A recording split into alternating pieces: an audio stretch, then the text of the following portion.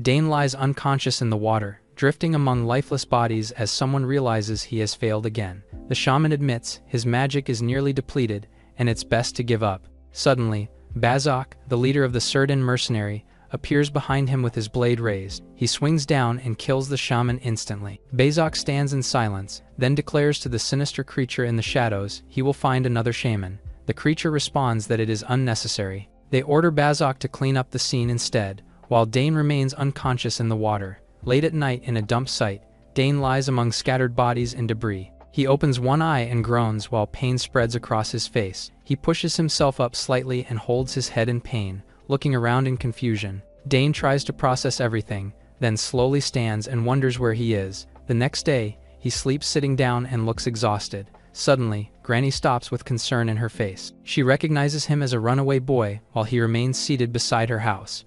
8 years later, Dane now lives and works at a small bookstore, reminding customers to return books properly. He shows a hint of frustration and scolds a kid for getting snot on the books. However, Granny quickly tells him not to yell at customers. Dane points out the mess, but Granny calmly brushes it off as the kid hides behind her and mocks him. She then notices the mess on the floor and pauses. The atmosphere turns heavy as she looms over the kid after realizing the mess. He storms out as Dane tells him not to come back. Granny questions his attitude toward a regular customer, but Dane dismisses that the kid does not even pay. She smiles and comments on how nice it is to see a young child reading. Granny reminds him he used to be like that kid, but Dane protests instantly. Granny then brings up his past and his lost memories, leaving him momentarily speechless. Dane complains about running a bookstore on this day. Granny calmly asks what is wrong with it as she continues reading in peace. She talks about the simple joy of books and the feeling of flipping pages. He keeps organizing the shelves, but complains about the daily routine and cleaning.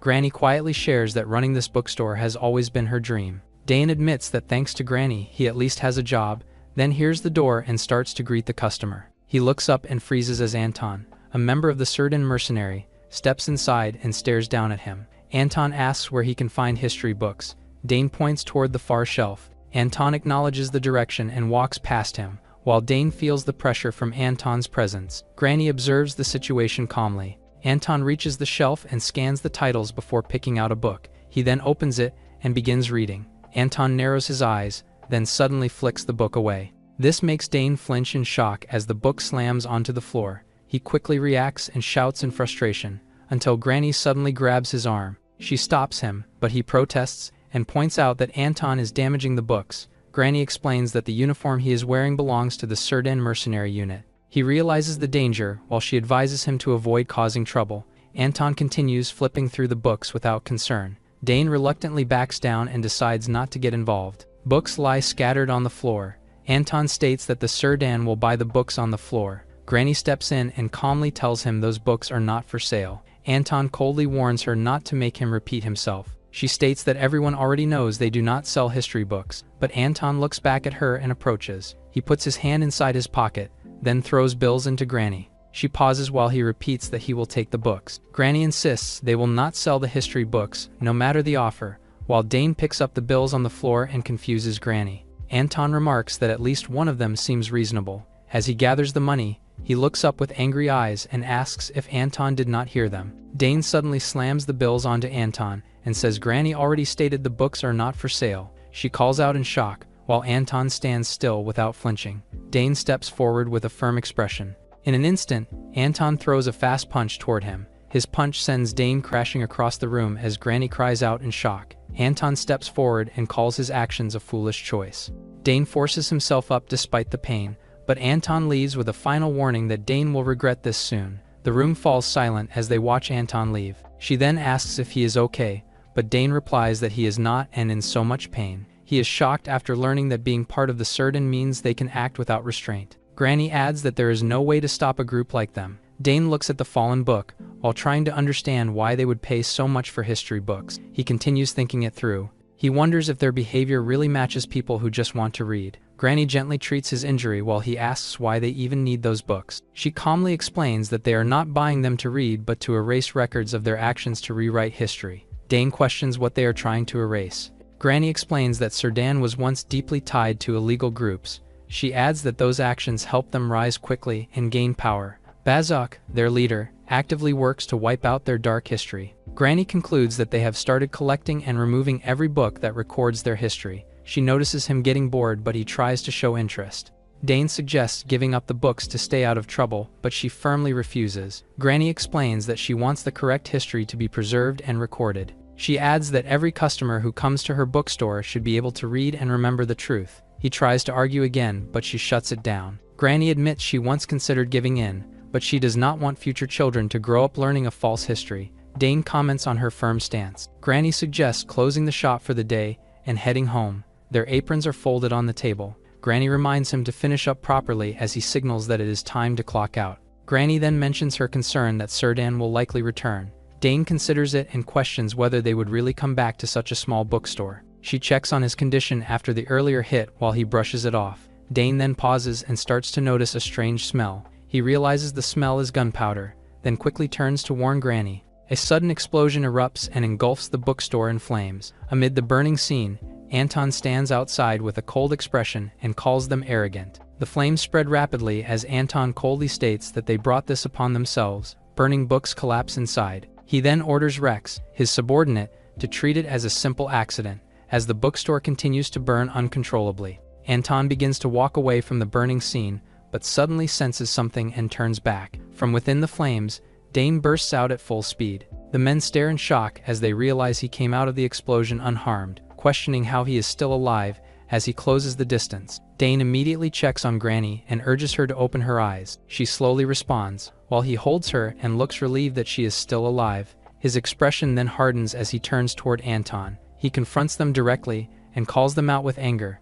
Anton expresses his frustration, remarking that it would have been better if Dane had died along with the books he tried to protect. Dane lowers his head for a moment. His expression suddenly changes as something inside him shifts. Anton questions him if Dane could really oppose Serdan and get away with it. Anton coldly declares that he will end him here. Dane stands his ground as he carries Granny. He lowers his head and quietly refuses, while the burning book crackles as the fire spreads. A faint memory of Granny's words echoes in his mind. Dane's body trembles as his gaze turns cold and declares that they will die instead. Dark energy begins to surge around him, and his eyes glow with a dangerous intensity. Granny is shocked after seeing him, recognizing a familiar symbol. Rex also notices the mark and begins to panic. Anton narrows his eyes in disbelief. His gaze sharpens, questioning how Dane can use Asura's power. Dane tells them to look closely. His face twists with anger as he points out what they have done while trying to hide their past. Dane then mocks their claim of being a national mercenary group. He declares they do not even act like mercenaries. Granny calls out to him. His expression hardens as he vows to repay everything they have done. A symbol on his forehead lights up as he declares he will return it 3 times. The intensity suddenly drops after the symbol disappears, and he pauses in confusion. Granny stays silent as the tension rises. Anton smirks and dismisses everything as nonsense. He steps forward and claims Dane is trying to imitate Asura's power with a cheap trick. Anton orders Rex to throw both of them into the fire. The strange power fades and leaves Dane unsure why it suddenly disappeared. Rex slams a heavy punch into Dane's face, mocking him for looking away. Suddenly, Dane grabs Rex by the collar. His vision sharpens for a moment, driving Rex down into the ground with force. Rex is in pain while Dane clenches his fist, slamming his knuckle down without hesitation. Anton watches calmly from a distance. Dane steadies himself and admits he does not fully understand what is happening, but it no longer matters to him. Dane coldly declares that the next target is Anton. Anton smirks as he finds the situation amusing. He notes that Rex is still a trained Serdan mercenary, but he was taken down with ease. Anton pauses briefly, then he steps forward and declares that the fight is over. Dane questions Anton's comments, snapping back in anger. Anton instantly strikes him across the face. Dane's head jerks back from the impact, while Anton calmly admits disappointment. Anton drives a heavy punch straight into him and sends him flying. Dane groans in pain as Granny shouts his name in panic. Anton steps back and pauses for a moment while Dane retaliates with a powerful kick. Anton raises his fist and admits that Dane can endure more than expected. Anton states that his earlier blow should have knocked him out. Dane admits the pain but realizes his opponent is far stronger than Rex. He raises his guard and questions if this is the true strength of Serdan. Anton smiles and says this is how it should be. Dane glares back and challenges him to stop talking and fight properly. Anton accepts the challenge and says he will see how long he can last. Dane braces himself as the tension rises. Anton suddenly dashes in and lands a heavy strike that sends him reeling. Dane blocks with both arms, but still feels the force shake his body. He clenches his fist as Anton delivers another blow. The assault continues and Dane absorbs all the impact. His feet slide back as he struggles to keep balance. Dane narrows his eyes and realizes there is no opening to counter. Anton closes the distance and throws another clean punch, landing hard and sending him crashing back again. Dane struggles to endure the beating, but Anton admits his expectations were too high as he keeps attacking. Dane's body snaps back from the force. The next blow lands even harder and sends him flying through the air, prompting him to crash down.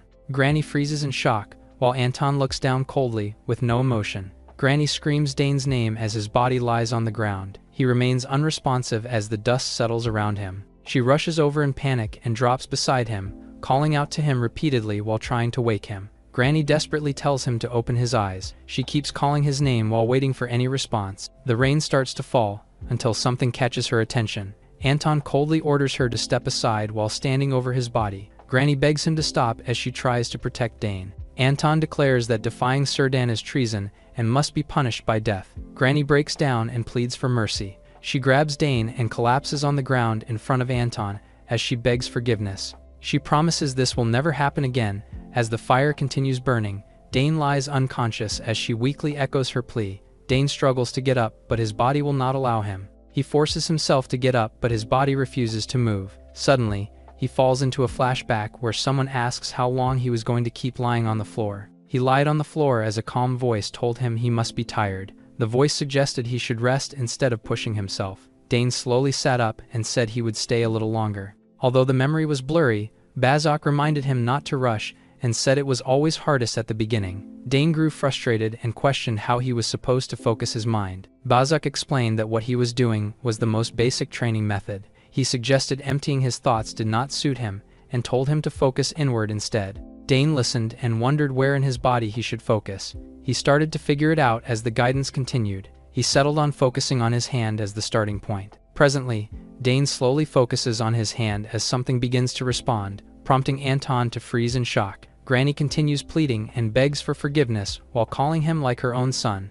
Suddenly, Dane stands up and tells her to lift her head. She looks up at him in shock as he finally responds. Granny tells him to run away, but Dane assures her he will handle everything. He calms her and asks her to trust him while steadying himself. Anton mocks him for trying to imitate Asura and calls him pathetic. Dane ignores it and prepares himself to fight, prompting him to charge forward without hesitation. Anton is caught off guard as he senses something suddenly change. He turns but gets struck before he can react. Dane strikes with heavy blows on him. Anton struggles to understand how this is happening. Dane stares at him and acknowledges that Anton's expression is worth seeing. Anton gets angry and calls him arrogant as he charges forward, declaring nothing will change and throws a powerful punch. The blow lands with a powerful impact, while Anton pauses, but his expression shifts immediately. Dane effortlessly blocks his punch. Anton realizes it was not an illusion and reacts in shock. Dane steps forward with force and prepares another attack. He drives his fist into Anton at close range and confirms the same feeling he felt from Bazok.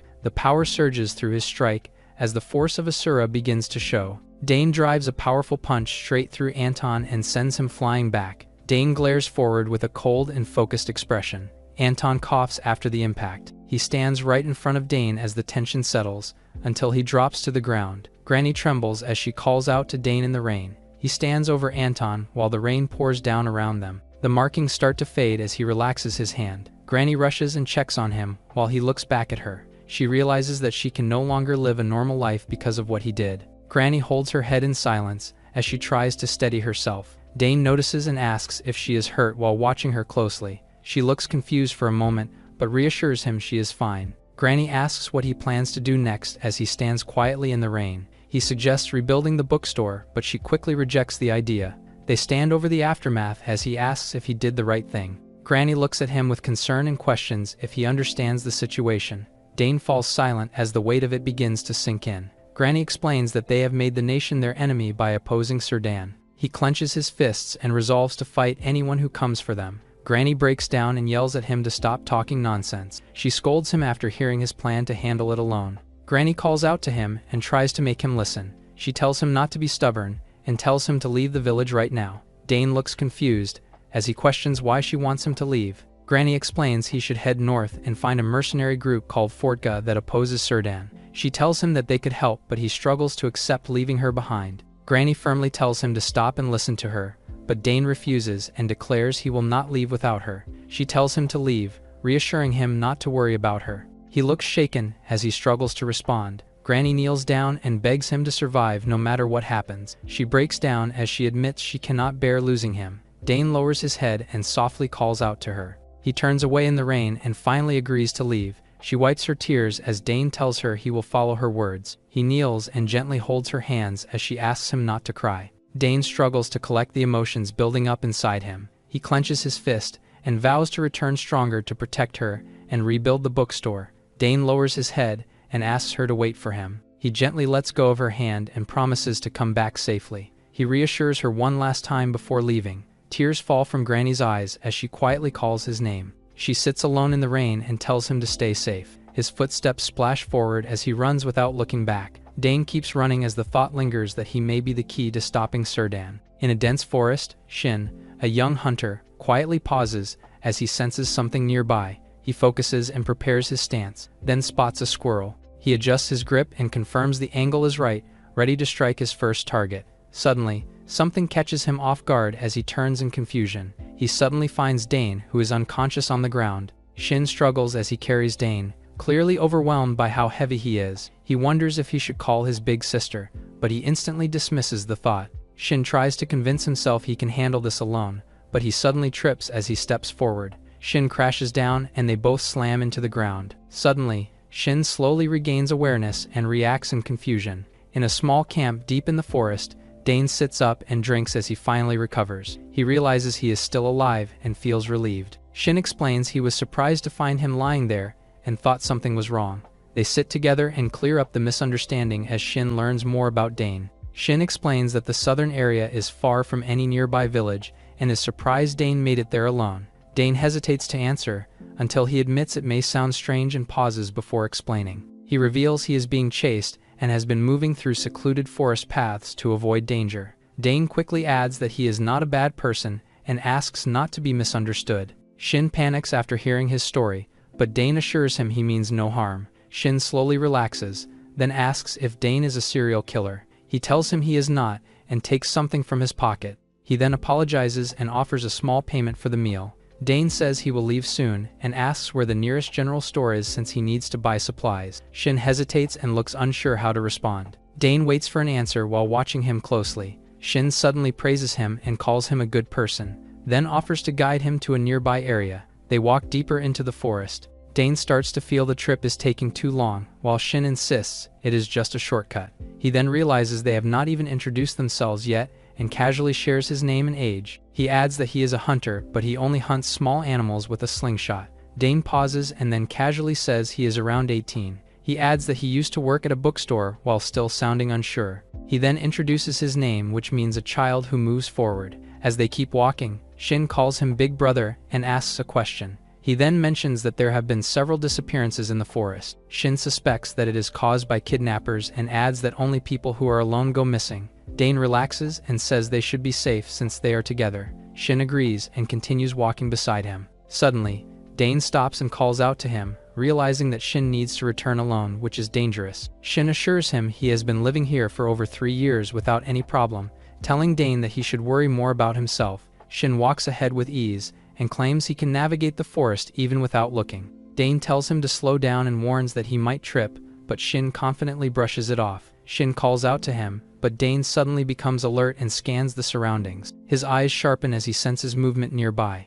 He quietly identifies someone hiding behind a tree, realizing they are surrounded. Dane asks if the kidnappers operate as a pair. Shin quickly denies it and tries to act natural. Dane stays calm and wonders how many are actually there. Shin answers while reaching for a mask and calmly puts it on. He then reveals that there are 3 of them, which includes him. Dane is caught off guard. Suddenly, Maru, one of the bandits, appears and praises Shin. Vera shows herself and admits that this is their territory. Shin points out that it was difficult to bring Dane this far and even praises his awareness. He asks how he noticed them, but quickly cuts the moment short and declares that it is already too late. Shin tells him that he is completely isolated as the trio surrounds him. Dane calmly prepares to act and says there is no need to drag things out. He He tightens his grip on a fruit and toxins come out.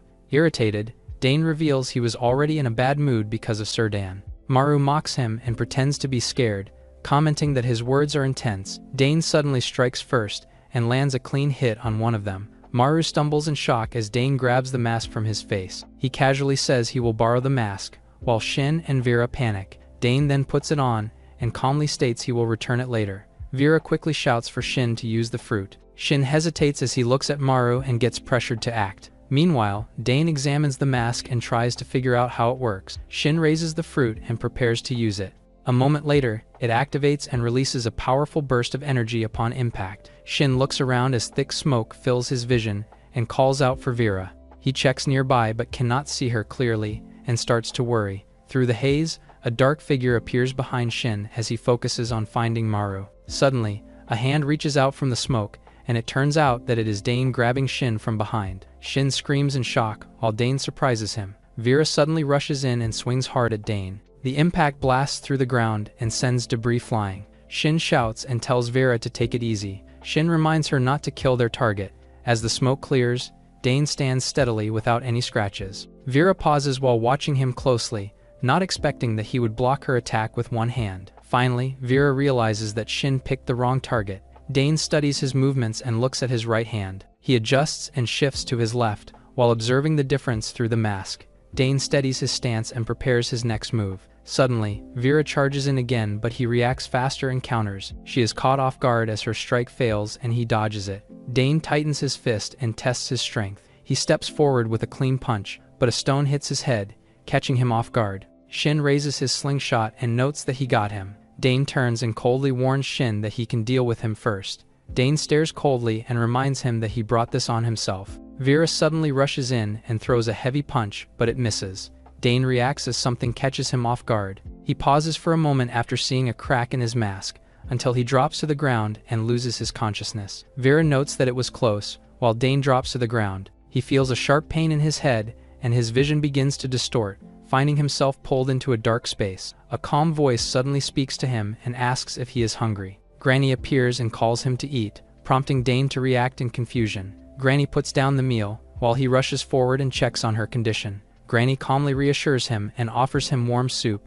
Dane questions what is in front of him, then she slowly opens the pot. His eyes sharpen as something feels off. Dane suddenly calls out to her again as the scene begins to distort. He looks around in confusion as the strange void returns. Dane hears a voice call him Neb. He then sees a strange figure standing in front of him and tells him he's been searching for him. Dane corrects him and states he is not Neb. The figure questions his attitude and calls him out while dismissing him as useless. He tells Dane to stop complaining and move, but he firmly repeats that he is not Neb. The figure asks if he is sure, and Dane confirms it without hesitation. The figure pauses, asking what is behind Dane. He looks behind and sees a wave of fear rushing in as disturbing shapes begin surrounding him from all sides. Dane jolts awake in panic and gasps for air. He sits up and struggles to steady himself as he catches his breath. Dane then hears a voice and turns in shock. He sees a figure in a cell and is told it was just a nightmare. The figure coldly adds that whoever inhaled the smoke would end up like that. Ella, an elf, explains that the fruit from earlier causes terrifying nightmares.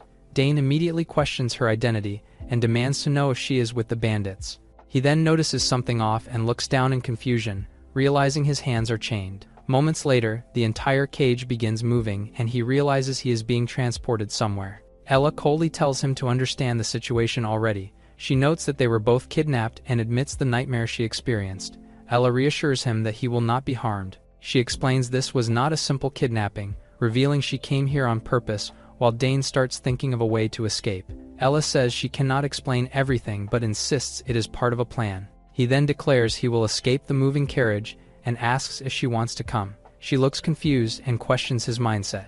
She firmly denies his doubts and repeats that everything is intentional. He dismisses her and decides to leave her behind. Ella tells him to calm down and control his breathing, but Dane insists he is fine but continues struggling as she guides him step by step. Outside, the carriage moves forward while Maru complains about the noise. He mocks them and tells them to stay quiet. Meanwhile, Shin notices Dane woke up unusually fast and points out he did not take the antidote. Maru considers using another fruit, but they left their gas masks behind. Maru calmly questions the cost of the toxic fruit. Vera is deep in thought as she recalls the earlier fight and reflects on a moment she hesitated. She wonders if things would have changed if she acted differently. In the end, she admits to herself that she still would not have won. The carriage suddenly stops as they arrive at their destination. Vera shrugs it off and acts like it no longer matters. They are brought in front of a large guarded facility with a heavy entrance. Dane looks around and realizes it resembles a prison, while Ella calmly confirms they are about to be sold off. Dane is shocked and questions why a prison would even want them. Ella explains the prison is only a front, and there are barely any real criminals inside. She reveals the truth that it is actually an illegal slave market. Outside, Draco, a reptilian guard, approaches and refers to them as goods. Ella calmly sums it up that they have been sold as slaves. Dane grins and casually says what he is doing is obvious. Ella looks confused as she processes his intent. The chains suddenly snap apart one by one. He calmly declares that he is escaping and prepares to move. Dane offers to untie her, but Ella refuses, insisting she is fine and telling him to focus on what he was doing. Dane pauses in confusion for a moment, then she explains she is looking for someone and needs to check inside the building. He reacts in disbelief and reminds her that the place is supposed to be a prison. Ella corrects him that it is not a prison but a slave market, then tells him to leave and she will handle everything herself. Dane questions if she is out of her mind, until he hears Draco wanting to check the goods first. Maru notes they are in good condition. Dane starts thinking carefully, and decides to just sit back down. Ella questions why he is not running anymore. Dane calmly says he came up with a better plan instead of rushing out blindly, explaining they should reduce the enemies first so escaping will be easier. Maru studies the lock and starts working on the key, while Draco patiently waits. Inside the carriage, Ella patiently waits. She then senses something is off and realizes the place is strange, even if it looks like a prison. In the distance, the area appears exposed and not hidden from the National Investigation Net.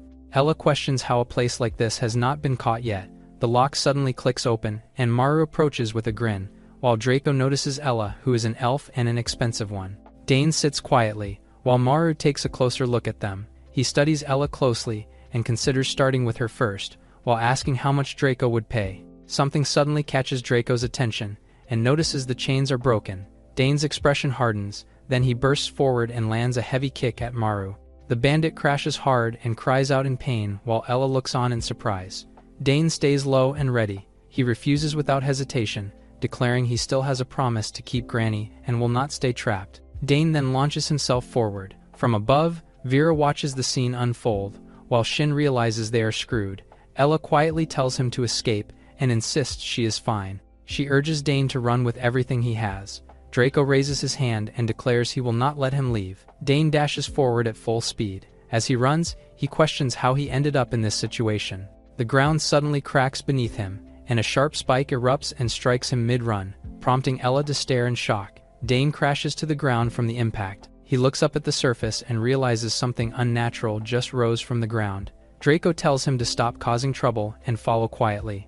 Dane steadies himself and realizes he almost died. Draco tells him to give up without struggle, since he does not want to damage the goods. Dane gets up and questions who decided that label, and he glares back with defiance. Draco raises his hand and warns that he will force him to submit.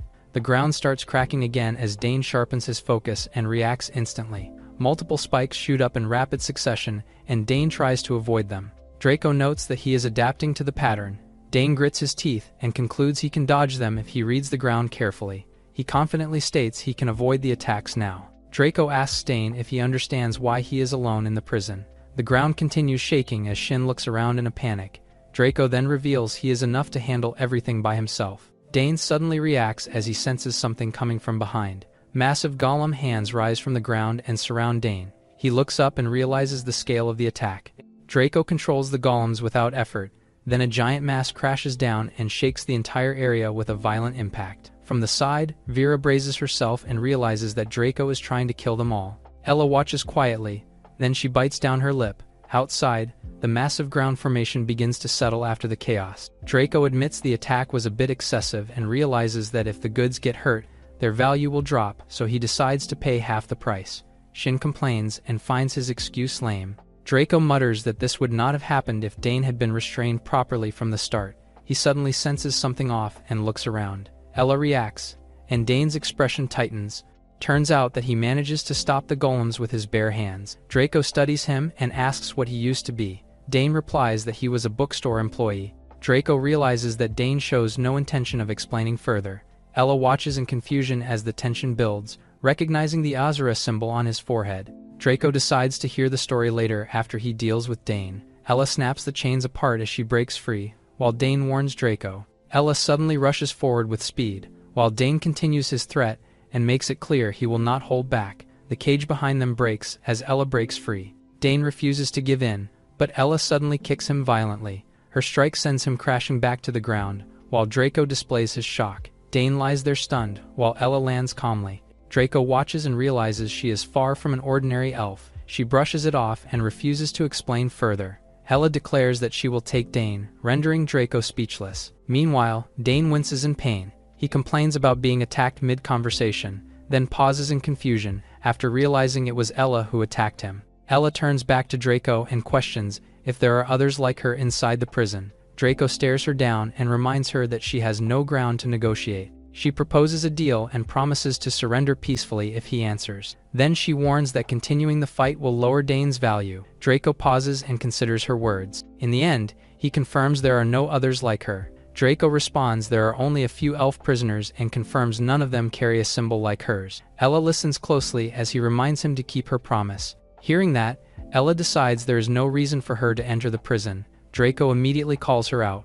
Ella stands up and dismisses him. She firmly declares she will take Dane with her for now, rendering Draco speechless. Shin sits inside the car and pauses in shock. Ella raises a finger and calls out to get his attention, but Dane demands that she apologizes for hitting him. Ella's eyes sharpen. Then, in an instant, she closes the distance and attempts to hit him in his face. Dane freezes in shock, while Ella calmly tells him she will get him out of here. Dane questions why she is helping him despite just meeting. Ella swears on her name, but he responds that he still does not trust her. Ella turns away and decides to prove herself, showing him that she is trustworthy. Meanwhile, asks if they are done talking as the tension rises again. Draco gives her one last chance and asks if she will change her mind, but she remains silent. Seeing that, Draco reaches forward and prepares to act. At that moment, the ground suddenly erupts as something bursts upward. Ella's eyes sharpen as she uses Dragonhide. Dark scales rapidly spread across her body as the spikes surround her. Dane watches in shock, seeing the impact land against her body until it cracks without slowing her down. Draco acknowledges she is no ordinary elf. She continues walking straight toward him while the ground trembles beneath each step. Draco unleashes another heavy strike, but Ella stands her ground. Draco watches in disbelief while Ella carries the massive rock effortlessly. With no hesitation, she pushes it aside and closes in on him. Ella steps closer and challenges him to show more of his strength. Draco is in disbelief and demands to know which mercenary group she belongs to. Ella calmly answers that she is not part of any group. Draco mocks her, but Ella responds by throwing the massive rock at him. She complains that he talks too much, while the impact slams into him, leaving a massive trail of damage. Watching from a distance, Dane stares in shock as he realizes her power is far beyond what he expected. He understands he made a serious mistake provoking her. Ella turns back to him and calmly says it is over. Dane looks at her in disbelief and admits she is far more dangerous than he expected. Ella assures him she will guarantee his safety.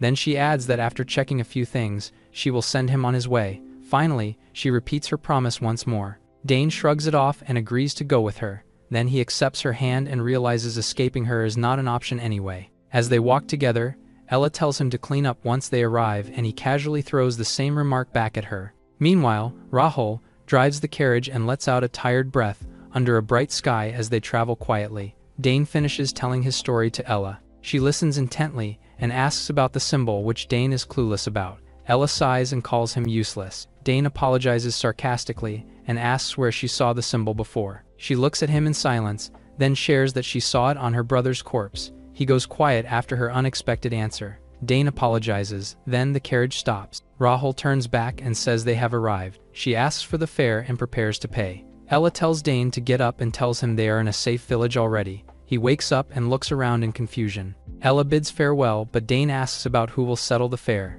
Suddenly, Ella pauses in shock, finding out she has no money left in her pocket. She realizes everything was taken while she was unconscious. Ella asks if Dane has any money, but he responds that he has nothing either. Ella pauses and stands there silently. She looks toward Rahul, asking if he can put it on her tab instead. Rahul stares at them in silence, but he suddenly gets angry and demands payment. Suddenly, Dishes are carefully cleaned in the sink, making Dane question what he is doing. Rahul scolds him and warns not to break the dishes. He also reminds Ella not to slack off as he keeps an eye on her. She angrily acknowledges his command. Rahul reminds them to be grateful for not reporting them to the authorities. He suddenly steps out to take a dump, while Dane turns his head quietly. Rahul slams the door closed, while Dane quietly questions himself again what he is doing. Rahul grins and calls them fools. He plans to make them work to the bone and report them after. Meanwhile, Rahul prepares to clean up. As he flips the newspaper, a page catches his attention. The news reads about someone taking down 2 Sudan mercenaries and setting the bookstore on fire. He learns that the suspect is a very dangerous individual,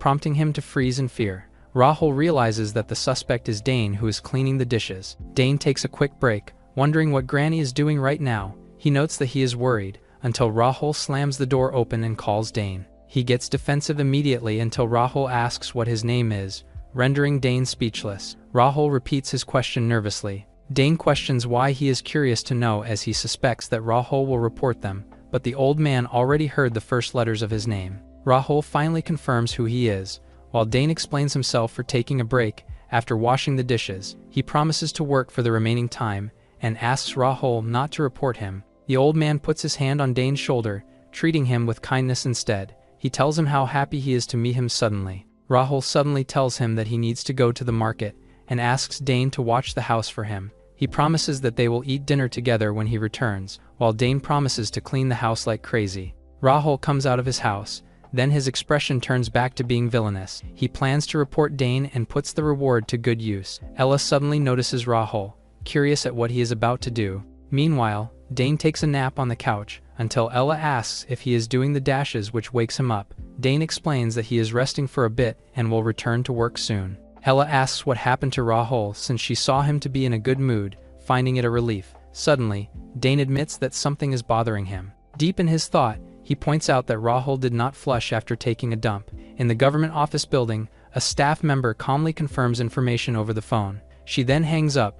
The staff states that the report has been filed while thanking him for bringing it in, but Rahul demands his reward while brushing off her thanks. She explains that the reward will only be given once the suspect's identity is confirmed. Rahul urges her to proceed immediately while asking if it can be confirmed on the spot. The staff explains that the process is not something she can handle alone, but Sir Dan is already heading to the location. She then assures him the reward will come soon and adds that there may also be news of the suspect's death.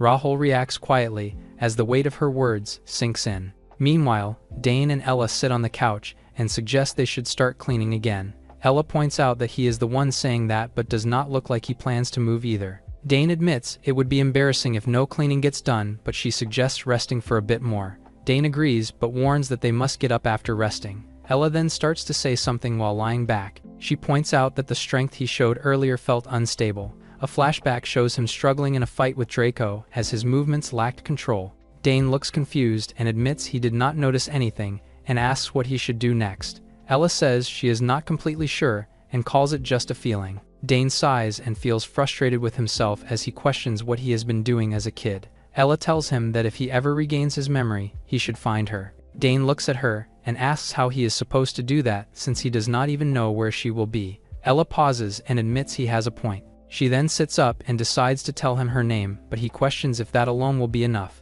Ella calmly assures him it will, but something catches her attention. Suddenly, a violent impact crashes down on the house from above.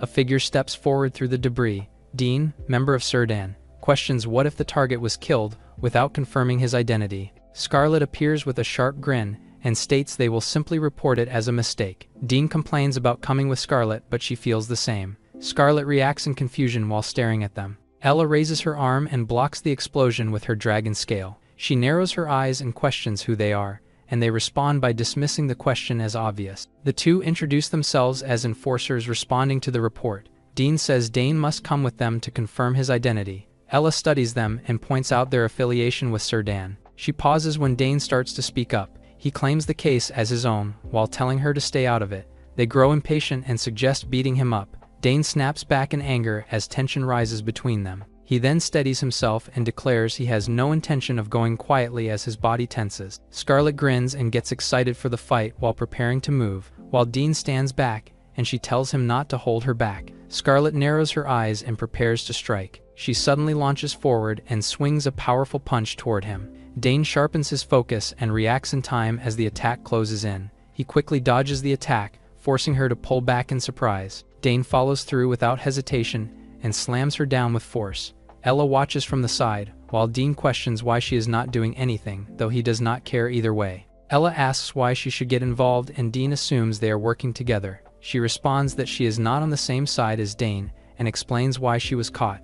Dean acknowledges her answer calmly. Dean calmly decides not to complicate the situation. His expression sharpens as he focuses on what matters right now. Meanwhile, Scarlet narrows her eyes and prepares to strike again. She suddenly lunges forward with another powerful punch. Dane locks onto her movement, then he dodges her strike. This shocks Scarlet until Dane intercepts and slams her into the ground. Dane keeps the pressure on and pins her firmly, then prepares another powerful strike. He grabs her head firmly, but Scarlet kicks him in the face. She smirks and mocks him, then Dane's expression shifts as he senses something off. He delivers a powerful strike, but Scarlet manages to escape in time. She slides back and regains her footing. Scarlet notes how serious he has become and asks if he will attack again. Dane steadies himself and looks back in confusion for a moment. Scarlet states that if he strikes first, she will respond and frame it as self-defense. Irritated, Dane recognizes the talk of an Asura. Scarlet expresses her confusion, while Dane says that he is more convinced that he needs to eliminate them the more he learns about them.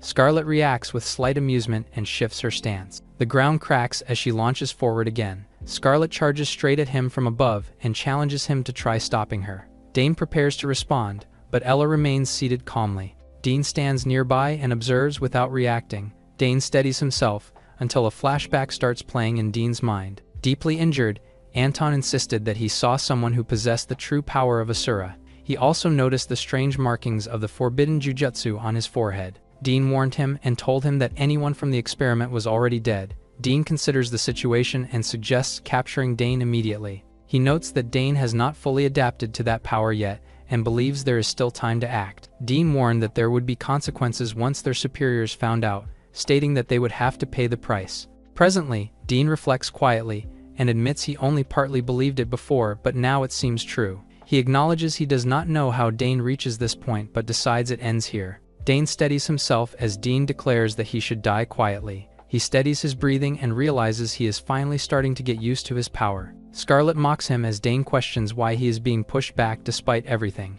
He snaps himself back to focus and tightens his stance. He sharpens his mind and locks in, causing Scarlet to pause in confusion. Dane lets the power flow through his body, then a surge spreads outward and shakes the surroundings. Scarlet steadies her footing, while she flinches and admits he caught her off guard. Scarlet then notices the mark on her arm and looks at it in surprise. Dust drifts through the air as the ground settles from the impact. Ella turns her head and stares at him in silence. Scarlet looks closer and questions what is happening. Dane begins to change as his eyes darken and his presence grows heavier. Scarlet finally realizes he might truly be the Azura. Dane's eyes sharpen as he quietly confirms it. Blood runs from his mouth while he recalls hearing about something similar before. Scarlet stands still as Dane makes his move in a flash. Her eyes turn sharp, then she blocks the incoming strike with her arm. Scarlet acknowledges the situation, rendering Dane speechless as she declares that in this land there is only one true Azura. Dane grins and says it does not matter what he is. He suddenly lunges in and drives a heavy punch into her, while Scarlet remains unbothered. She states that whatever he is has nothing to do with her. Her power surges outward and flames rise around her as she declares that he is going to die anyway. In a library filled with shelves of books, Granny flips through pages with her injured arm. She realizes that the symbol relates to a forbidden spell's marking. She recalls when Anton pointed out that Dane was imitating Asura, concluding that the power being used may come from a forbidden spell. Granny realizes that the power has a connection to Bezuk, who is Surdin's leader. She recalls meeting Dane 8 years ago while sitting among scattered books. Then Alan, her other grandchild, enters and calls out to her. Granny asks him about the village, and Alan responds that Surdin is everywhere. She expresses her gratitude towards him. Granny then asks if there is any news about Dane, and he admits there is still none. Alan reassures her that it likely means he managed to escape safely. Granny begins to reconsider the situation, then convinces herself that Dane should still be alive somewhere. Meanwhile, Dane continues to fight against Scarlet. A massive explosion follows after her attack. Dane turns shocked as the flames cover him, then Scarlet suddenly appears behind him. Dane counters and elbows her face, but Scarlet is persistent and reaches to him. Another explosion erupts and devours Dane. His eye sharpens as he endures the burning pain, then he plants his foot firmly. Dane bursts out of the fire with force, but he pauses all of a sudden. Scarlet raises her arm and declares checkmate. A massive explosion erupts and engulfs the surroundings in flames. Scarlet stands her ground as the blast spreads. She grins with satisfaction, clearly enjoying the fight after a long time. Dane tries to regain his balance, while Scarlet asks if he has any last words. Dane's strength fades and his eyes grow heavy. Dean calmly concludes that the fight is already over, assuming everything from the past will soon disappear. His gaze shifts slightly as doubt begins to surface. Dean glances toward Ella and senses something is not quite right. Ella puffs her cheeks and shows a strange calm, despite the situation.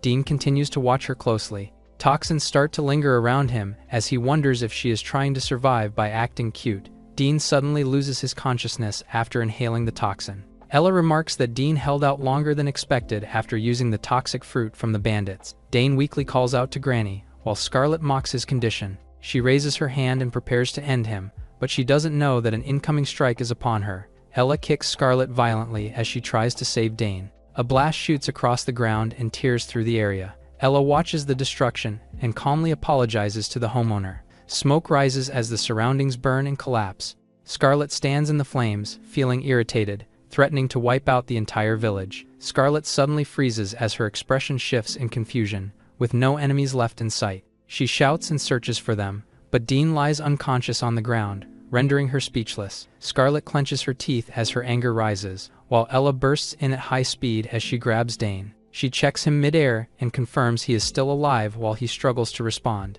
Ella is determined to get him out safely, while she questions his actions and notes the consequence of making enemies with Serdan. Ella suddenly realizes the situation. She explains she could not leave him behind and hopes his memories might return someday, accepting the fact that she will regret getting herself involved with him. She climbs through the rock wall while pulling him along. Both look exhausted as she keeps moving and assures him they are close. He questions where they are going, but she tells him not to worry. As they continue climbing, she explains the place ahead will give them shelter even without money. When they finally reach the top, he questions if they have reached the gate to the afterlife. Dane sits inside wearing fresh clothes and realizes everything is being provided for free. A man in uniform stands before him and explains they now share the same path. The man then shows a seal and tells him to place his mark, so their bond will only grow stronger. As the man continues to convince him, Ella enters the room and tells him that she has already put her seal earlier. Later, when it's just the two of them, he urges Ella to explain.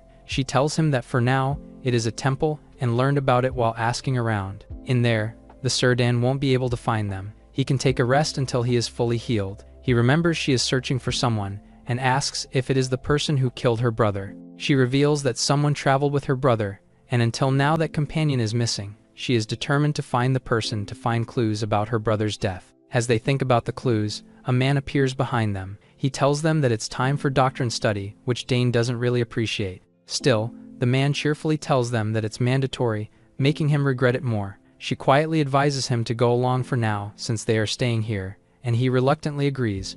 The scene shifts to the temple interior where teachings begin, and the members quietly listen in silence. A woman sits at the front and declares their mission is to break the chain of misfortune. Dane wonders if she is the leader. As he continues to observe, the leader named Arya suddenly notices him and recognizes him as the newcomer. Seeing that his energy is a mess, she orders him to step forward. The others react and tell him he is about to be purified, urging him to go up. He resists at first, and the commotion wake Ella up from her nap. The leader notices her and observes that unlike Dane, her energy is stable. She quietly notes that their partnership is a little unusual. Dane insists that he doesn't need the purification because he is healthy. However, the leader ignores this and tells him that she will be the one to assess it. Arya raises her hand and Dane immediately feels the pressure. As he starts to react, Arya instructs him to stay still as she continues to fix his energy. She adds that with this unstable state, she won't be able to control his mind. The leader then realizes that he has two different energies inside him, which is very unusual. Confused with her reaction, Dane states that it could be good. Arya rejects the idea and reveals that one is slowly consuming the other. Ella questions which one is being consumed. She then clarifies that the one being consumed is the boy's original energy. She adds that he is being devoured by an Asura with 6 arms and 3 heads. Dane asks what will happen if it completely devours him. Arya expresses that she has never seen this before, but if he will continue to lose his original energy, he will eventually perish. Rahul drops to his knees in utter shock. He struggles as he realizes that his house is now completely gone. He glares ahead and recognizes the ones responsible. He looks at the mercenaries and demands they take responsibility for what they have done. He shouts at them for destroying his home. Scarlett looks annoyed by his rude remarks. The old man continues to shout at them, stating that he doesn't deserve to be treated that way because he pays taxes. Annoyed, Dean swings his blade without hesitation and strikes him. Scarlett is surprised by his action, and the man tells her that they should report it as someone rampaged through the town, killing the innocent resident. She reluctantly agrees and is surprised that he is suddenly eager with their mission. She wonders if he has some kind of reason now. Meanwhile, as the words sink in, Dane asks if it means he will die. The leader confirms that if nothing is done, he will definitely perish. He asks what can be done, and Arya tells him to follow her as he ends the training and instructs everyone to go back to their rooms. Ella wonders if her brother suffered the same fate and was consumed by an Asura. She questions the possibility, then is called to follow along as well. Although confused, she comes with them. While walking in a different hallway, Arya expresses that it's a regret that Dane doesn't remember anything from his past. The boy then asks about the action she mentioned earlier. The leader explains that he needs to create a condition where the body can endure the Asura's energy. However, right now, he is far too weak compared to the Asura. He becomes confused, then suggests training harder to overcome it. Arya says the gap cannot be closed through training alone. Seeing him confused, the leader tells him that the only way forward is for the two of them to connect their energies. She immediately rejects the idea, and the two immediately debate about saving his life. Arya looks at them confused, thinking if they aren't comrades after all. Suddenly, Dane asks why she's helping them since they have nothing to offer. She states that it was stated in the contract that the leader should give them the best care possible. Dane questions what they expect in return, but she cuts him and urges them to enter a room. She slowly pushes the door open, stating that they will undergo a simple ritual. Dane nervously wonders what could this mean. As they further head inside, they see a corpse embedded inside a tree. The leader calmly corrects him and explains that it is alive. She introduces it as the singing tree, Pones, and explains that it only awakens once a year to sing, remaining dormant the rest of the time. She then explains that since Dane cannot endure the Asura's energy alone, by sharing energy between them, they will be able to withstand it and gain control. She adds that this was not the ritual's original purpose, but accepts it as the most effective option. Ella hesitates at first, but agrees since it means saving a life. Arya acknowledges their decision and begins preparing the ritual. She gathers energy in her hands as the atmosphere shifts. As the flow begins, fragments of her past suddenly appear in his mind. As the energy continues to surge, she wonders if he can see her memories. After some time, the leader ends the ritual and warns that the farther apart they are, the weaker its effect will become. As Ella asks if everything is settled, the leader explains that she has done what she can, but they still need monitoring. She then tells them it is time to prepare and suggests heading back. Seeing Dane's confusion, she remarks that he never fully read the contract. She reveals that their kindness isn't free and that payment is not required as well. The leader of Group 8 named Chaz greeted the two members. He tells Dane to wake Ella up. The man checks if they understand why they are here, but Dane is still clueless. He struggles to recall and mentions handling pests. Chaz tells them that it is about protecting the mystic tree, Pones, from threats that appear after sunset. Seeing that they're still confused, Chaz explains that they are non-human species built for combat. They are physically stronger than humans and extremely violent. The leader explains that not all of them are the same, and the ones they will face are called boars. She warns that they are low intelligence, but highly aggressive, making them no different from wild beasts. Furthermore, the creatures can sense the tree's sacred energy and gather at night to devour the tree. With this, Dane and Ella's mission is to protect the tree from predators, revealing that the existence of the temple is to preserve Pones. Later, Dane processes everything while eating an apple. He realizes that since the temple is giving them everything, this must be a tough job to do. This puts him in disadvantage since he came to the temple to recover. However, Chaz tells them to get ready as he senses the enemies. The quiet forest path trembles as footsteps approach, and they brace themselves as the sound grows closer. Vicious creatures then suddenly reveal their presence. Chaz assures them that their group handles fewer encounters. He then channels energy into his hand, forming a glowing weapon, stating that they can just observe for now. Ella warns him about the threat right in front of him. The creature lunges in but is instantly cut down by a swift glowing strike. Another one struck midair, which he dealt with ease. He resets his stance and tells them to keep moving. Then two more creatures appear at the same time. He cuts through both creatures in one smooth motion, ending the clash instantly. As the two watch in surprise, He reveals that he used to be a mercenary, and now an officer of the temple. Ella steps forward to help but questions if killing them is right. Chas explains that if these creatures reach a village, they will destroy everything, making the choice clear. He adds that even the government supports eliminating these creatures. He adds that if they hesitate, they will be the ones who die, then instantly cuts down another attacker mid-charge. He then notices her lack of armor and questions it briefly. She calmly blocks an attack and explains her skin is tougher than armor, leaving him impressed. Meanwhile, Dane watches them and questions why there are so many enemies. Ella tells him to stand by and prioritize his healing. He agrees with her and seems to enjoy being a patient. Suddenly, a monster looms behind him. The reveal is followed by a sudden explosion, catching the two below off guard. She quickly realizes one slipped past unnoticed, while he confirms it likely came from another group. He warns that if it reaches this far, it must be stronger than the others. She immediately rushes ahead to handle it. Dust fills the air as Ella reaches the cliff. She immediately feels the pressure in the air, and feels the difference in power. With this, she transforms to face the elite species. It suddenly dashes past her at high speed, much to her confusion. She realizes that the pressure she felt earlier wasn't from the elite species. She whips her head back to Dane's direction, realizing that it must have come from him. As the smoke thins out, Dane is revealed to have transformed as well, unable to understand what is happening to him. David explained that every living being possessed energy, the fundamental force that allowed them to move and live.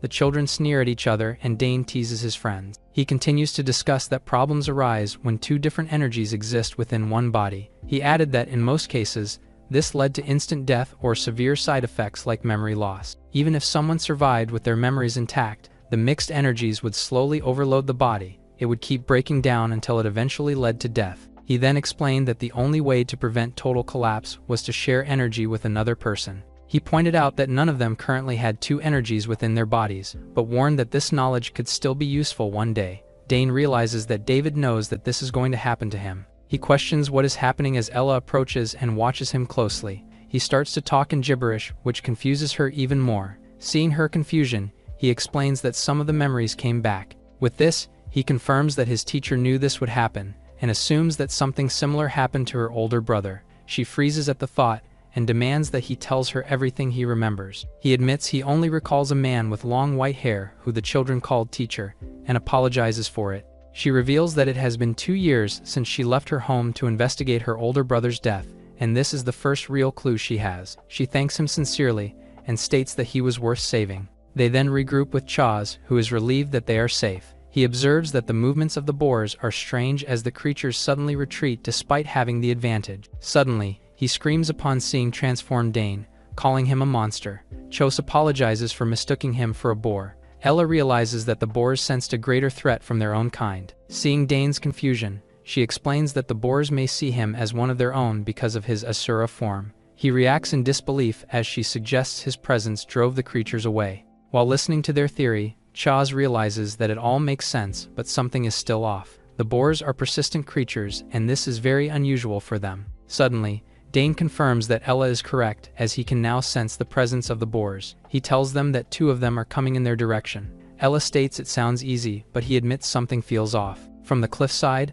a sudden impact explodes and forces him to leap back as debris scatters. As they look ahead, they are surprised to see one of the creatures already dead. He confirms that the creature was not the same one he sensed before. Chos concludes that the creature was deliberately thrown there, and feels that something is off, recognizing the enemy as a top-tier specimen. As he activates his power, he tells them to head back while he handles it alone. He orders them to return and report the situation to the temple. However, Dane grips him firmly, and states that he doesn't remember the way back, which frustrates Chaz. Ella casually admits she forgot as well. The situation suddenly shifts as he senses more enemies approaching.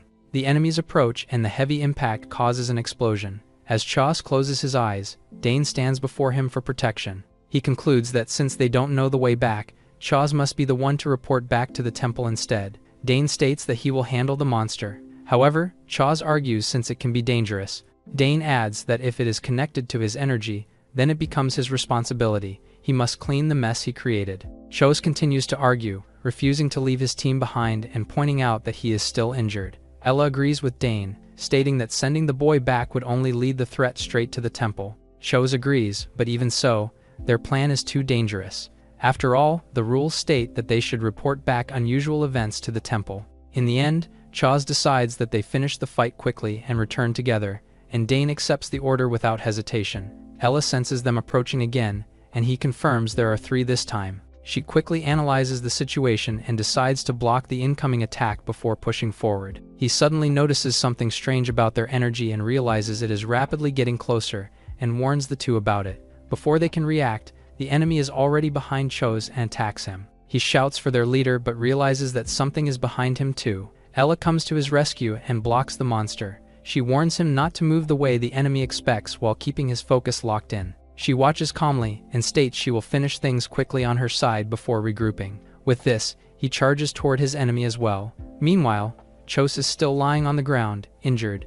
Dane gets the monster's attention and leaps straight at it from above, preparing to strike. He drops with full force and slams into it, but the monster blocks his attack with ease. He flips over the creature and lands behind it, still adapting to the movement of his arm. Meanwhile, Ella watches the fight from her side. She resolves to finish her fight quickly so she can help him. She admits that her enemy is different from others, but she needs to end the monster now. She bids him goodbye and closes the distance, aiming to finish the fight. However, to her surprise, the other monster attacks her instead, pinning her down, but she realizes that the monster is already slayed. Dane steps in and admits he still cannot control his strength properly. She questions him with a sharp look and assumes that he did it on purpose, which he quickly denies, but the situation leaves him embarrassed and frustrated. He points out that she should have handled her enemy faster. She casually gestures toward the monster but realizes that it has run off. She tells him to run after it, but he refuses, claiming that he can't see a thing. Meanwhile, Cho slowly regains his consciousness, and as he hears them arguing, he starts considering quitting his officer position. Meanwhile, the monks go about their day in the temple, until Arya begins to sum up the situation. She explains that Dane's energy attracted 2 top-tier individuals and 1 slipped away. Ella points and blames him, while Dane admits it was his fault, even if it was not intentional. Arya remains silent and drinks calmly. He sits in silence as he wonders if she is really that upset.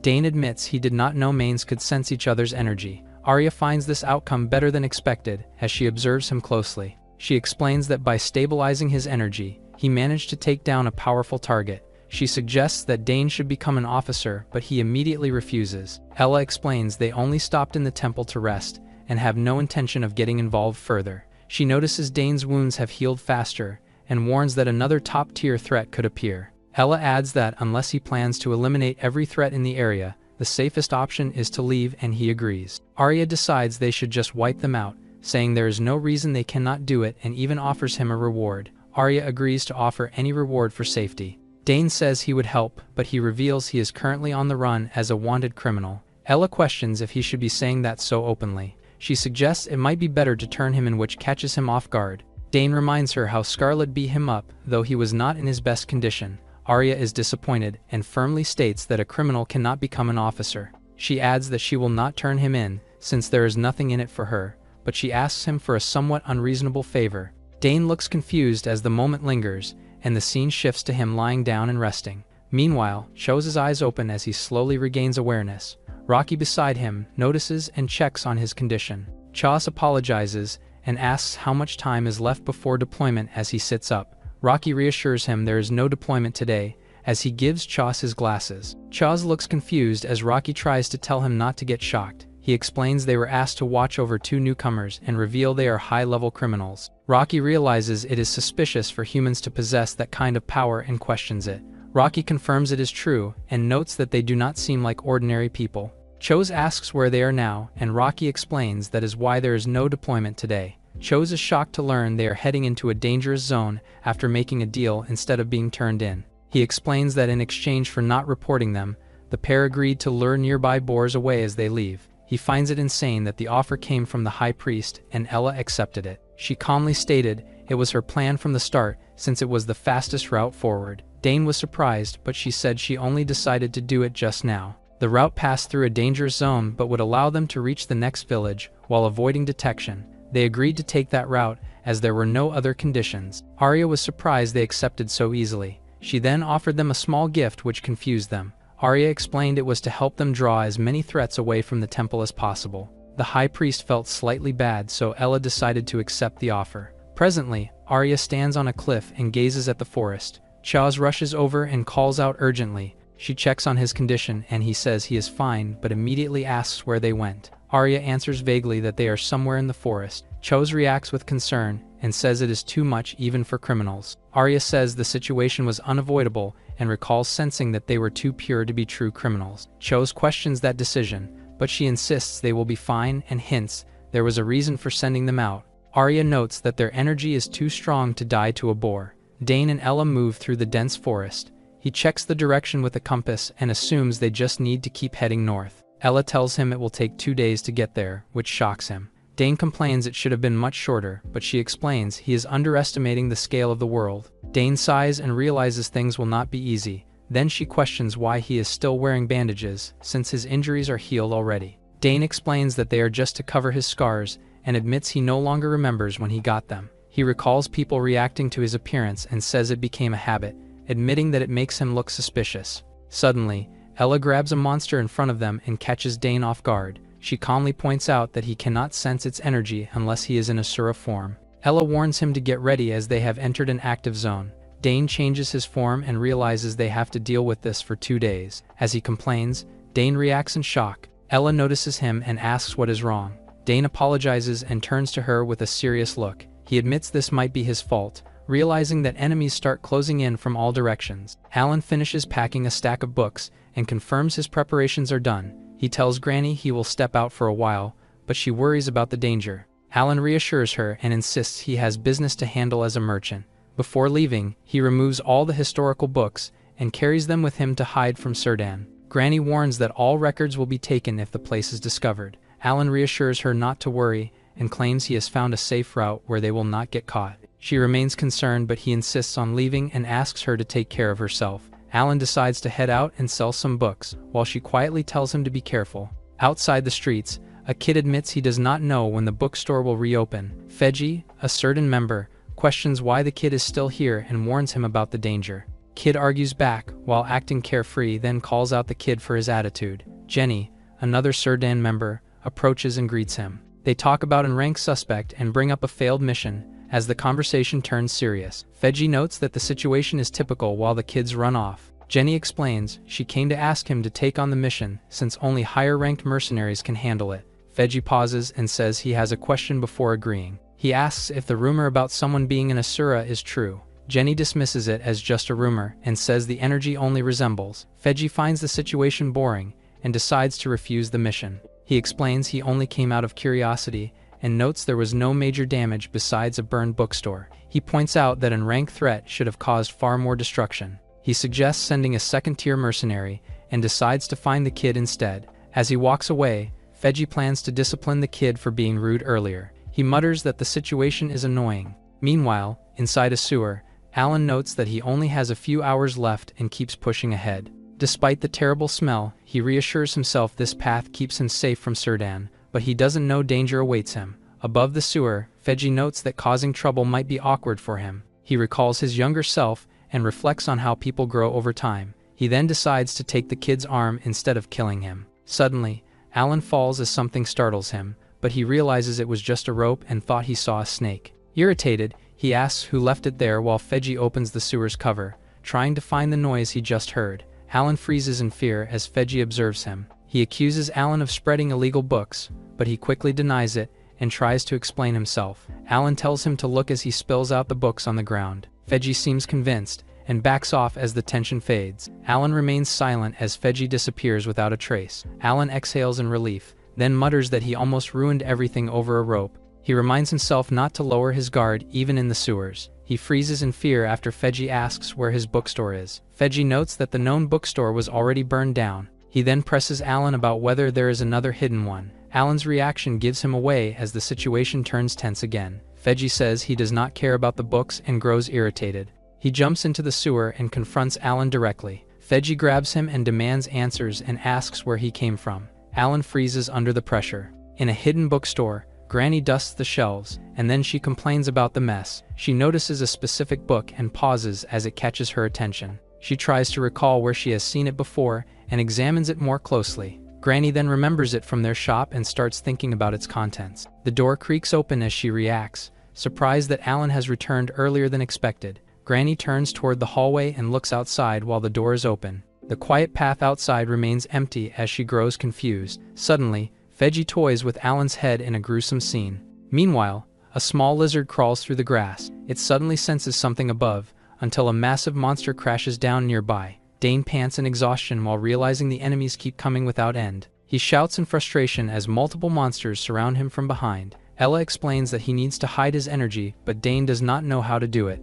She decides to change the plan, leading them straight toward their destination despite the danger. As they move forward, a monster suddenly dives down at high speed, while Dane warns Ella to watch out. The monster slams into her, but she manages to dodge the attack. She steps onto the monster, then uses it to launch herself upward. Dane stands frozen, wondering how she did it. Another monster rushes in and prepares to attack him. The monster lunges and strikes, but he manages to dodge it. He reacts instantly and braces himself as more creatures close in from all sides. The monsters leap toward him together, but Dane's expression only hardens as he snaps. He charges forward and smashes through them without hesitation. Dane grows frustrated as the fight drags on, until he notices something unusual among the enemies. One of the monsters is holding a weapon. Realizing that it might be more intelligent than usual, a grin forms on his face as he decides it could be useful. Dane rushes forward and snatches the weapon from the monster. Meanwhile, Ella watches from above and waits for him, wondering if he heard her plan. While she waits, Dane greets her casually as the monsters chase him. Ella questions why he took so long. Suddenly, he senses danger behind him, but he uses his sword to slash the monster. However, the weapon shatters from the impact. He shouts a warning as she notices the attack too late. Dane suddenly throws his sword and hits the massive tree. He jumps quickly, preparing to strike a powerful punch as the monsters close in behind him. Dane punches the sword against the tree, slicing it instantly. Ella is rendered speechless after seeing him. The tree falls on the monsters, while Dane is relieved that his plan worked. He thought Ella ditched him, but she explains that her plan was to move to the next area quickly. The two slightly argue, but they carry on instantly. The monsters gather again as he runs through the forest. Ella says they only need to hold out until sunrise, since the boars are nocturnal. He grits his teeth and agrees, while she watches him and notices his strength has grown. As they keep moving, Dane wonders how to conceal his energy, and she decides to teach him once they reach town. The night passes as the forest quiets. The next day, they continue running while he notes that it has been the longest 2 days of his life. The two have finally arrived, while Ella explains it is Lark, a mercenary town, and says they can find Forka there. He clenches his fist and complains about how hard it was just to reach the town. His expression hardens as he thinks of Granny and tells himself to wait a little longer. He then moves forward, and he quietly swears he will find a way back. Ella stops Dane and warns that entering the town like this is dangerous. She explains they are both known to the Surdan, and their faces could already be on wanted lists. Dane says he has never even had his picture taken, and she points out that sketches can still identify him. Ella notes that even a simple disguise could help them. At the city hall, a clerk calls for the next person in line. The clerk studies them closely, while Dane steps forward and says he is looking for a mercenary group called Fortka. The clerk questions why they are searching for them, and Dane hesitates as he tries to answer. He struggles to explain himself, then finally says he wants to join Fortka. Ella notices people nearby reacting, and they dismiss Dane as an idiot. The clerk asks why he wants to join Fortka, and Dane says it sounds cool and seems strong. The clerk stares at him, then gives the location north of the neighboring village. The clerk warns that he should give up now since it is not a group he can treat as a joke. Dane reacts, but the clerk stops meddling. He dismisses them and calls the next person in line, but Dane calls out to him. He tries to confront the clerk, but Ella stops him with a warning, prompting Dane to keep quiet. Outside the city hall, Dane vents his frustration and insists he was not joking. Ella points out that Dane almost blew their cover. He slumps on a bench and admits he just got carried away. Then she looks at the map and says it will take about a day to reach Baymo. They decide to move on since they already got Forka's location. Dane mentions that the clerk's reaction felt strange. Ella agrees that others reacted the same way, but she says they will find out the reason soon. Suddenly, Ben from the Savage group appears. He restrains Ella with his sword and reveals that Fortka is a completely ruined mercenary group. Dane reacts in shock. Ella asks if Ben is from Surdan, but he denies it. She warns him not to cause trouble in the middle of town, but he dismisses her warning, explaining that they are in Lark where no one cares and scenes like this happen every day. Dane freezes in shock, while Ben reveals that their captain wants to meet Ella. She notes that he might be mistaking her for someone else. Ben thinks she is joking around as he describes her appearance, until her expression changes as he mentions her blue tattoos. Ella moves instantly and slams him to the ground. Ben panics and realizes he barely saw her move, while she coldly tells him to talk or lose his limbs. Dane tries to calm her and says they should let him lead them to his captain. Ben quickly agrees and offers to take them there himself. Ella keeps the blade at his neck and says she does not want unnecessary trouble. She finally lets him go and makes him comply as he quickly agrees. Dane watches and thinks he expected this, then questions if Fortka being ruined is true. Ben confirms it is common knowledge. Dane expresses his disappointment while Ella tells Ben to lead the way. They arrive at the savage group's hideout. Inside, Whitey waits for Ben to return. He notes that Ben went out alone and wonders who he will bring back with him. The group finally arrives. While Whitey looks through his telescope, he sees Ella without any sign of fear. Whitey rushes inside and calls for the captain. The call echoes through the room as Jace calmly smokes, then reacts to the noise outside. They arrive at the entrance of the savage base. Dane tells Ben to get inside, and Ella asks where the captain is. Ben notes how considerate they are for following him to their base. He turns and mocks them. Then, Dane and Ella fall into a trap. Ben watches them, saying they were easy to catch and laughing about it, but he notices sharp claws holding on the trap. Meanwhile, Dane lies on the ground and wonders how things went wrong. Suddenly, someone then calls out for him to get up. Karis, the leader of the savage group, appears and asks where Ella is. Dane realizes they got separated and thinks that Ella went to the bathroom. Karis questions if he understands his situation, until she suddenly hears a noise and turns toward it. Another member bursts in and calls for Karis about a problem upstairs. A member reports to Karis that Ella took Ben hostage. Dane realizes something is wrong as they rush to check. Meanwhile, other members warn Ella not to take another step, but she clenches a massive pipe while holding Ben hostage. Ella fights through them and strikes down anyone in her way, overwhelming them as they panic and call her a monster. Ella forces him to guide her and orders him to lead the way. He gives directions while they leave a trail of defeated men behind. Meanwhile, Dane walks around, noting it feels abandoned, and wondering why they did not even lock him up. Suddenly, something catches his attention. Seeing the bed reminds him of home and Granny, and he quietly wonders how she is doing. Ella hears a faint sound and stops, then looks around, but Ben says he heard nothing. Ella grows serious and realizes it might be Dane. She calls out to Ben, but he suddenly laughs. He asks what took his rescue long. Karis arrives, asking what happened. Ben tries to hide his nervousness, while Ella wonders if there is anything she can throw. She suddenly turns after Karis calls her attention, but the leader moves too fast and kicks Ella violently. Karis reacts in shock, seeing Ella stomping down and holding her ground. Ella steadies herself, while she declares that from now on, she will be leading the way. Meanwhile, Jace approaches with his weapon ready. Dane crashes down and struggles to get up, then tries to explain he is not an intruder and was captured. Jace questions him and points out that a prisoner would not be moving freely. He raises his weapon and shifts focus to the explosion outside, then accuses Dane of being a threat instead. Jace charges in and slams down with force, and Dane steadies himself and says he understands the situation. He realizes this town runs on chaos where no one questions violence, and admits expecting logic was a mistake. He then decides to adapt and rushes forward to fight, accepting the challenge. Jace puts pressure on his weapon.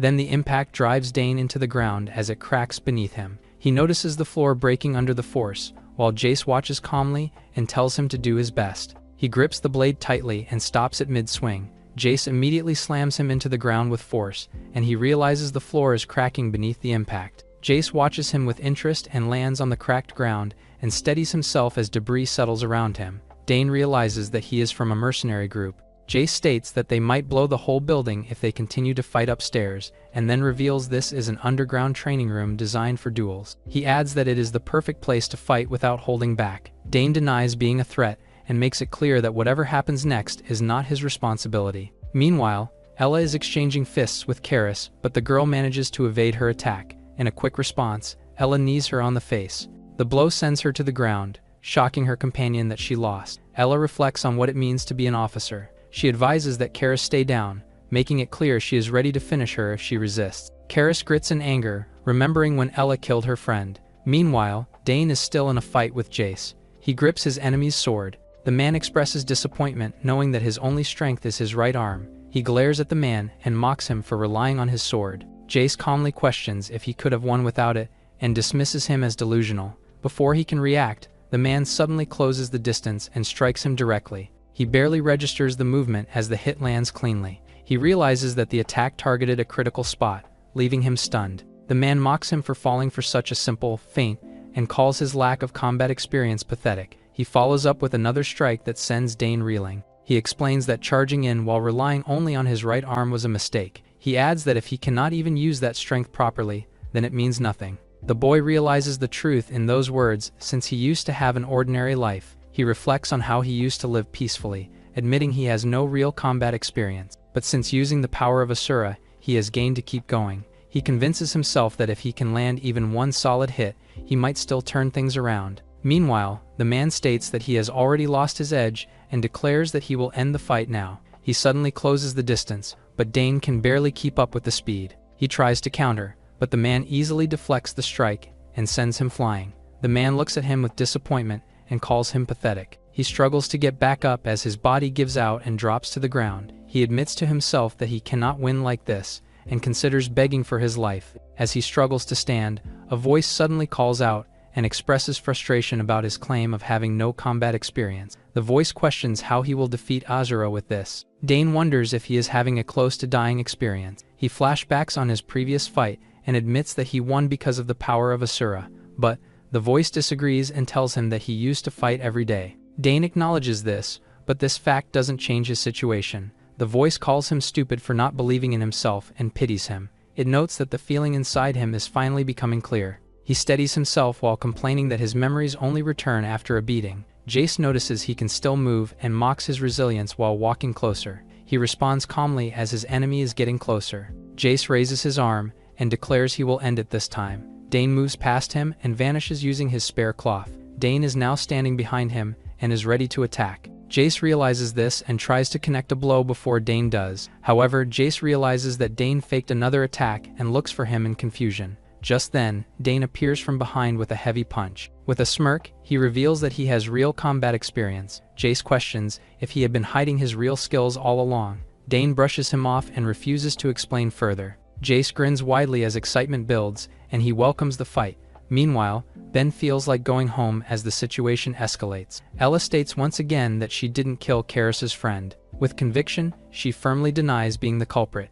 Karis calls her a liar and demands that she explain her tattoo. She points out that a survivor identified someone with the same tattoo and insists it matches her perfectly. She charges forward in anger and refuses to accept her denial. Karis then attacks and realizes something about the symbols. Ella explains that the symbol is something their kind is born with. She concludes that the one she is searching for is someone from her kind, and admits that she is looking for him as well. Since the captain of the mercenary knows something, she reveals she came here to gather clues. Ella warns that what she believes is up to her, but she will kill her if she interferes. She then questions the symbol again, since she has never seen one like it before. She explains they live on an isolated island and left it to find the person. She then states she only wants to speak with the captain of the mercenary group. She warns her that any hint of lie will lead to her death. Ella calmly insists that she is telling the truth, then demands to know where the captain is. Karis reveals herself as the captain of the mercenary group, Savage, and offers to exchange information.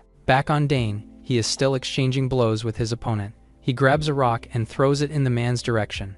The man feels utter excitement and states that it has been long since he has a fight like that, and this is making him ecstatic. Dane comments that his expression is scary, and realizing the pressure is not just physical. With this, he steps forward and plants his foot firmly, cracking the ground as he lunges to his enemy's direction. The attacker roars and charges forward as well with full force.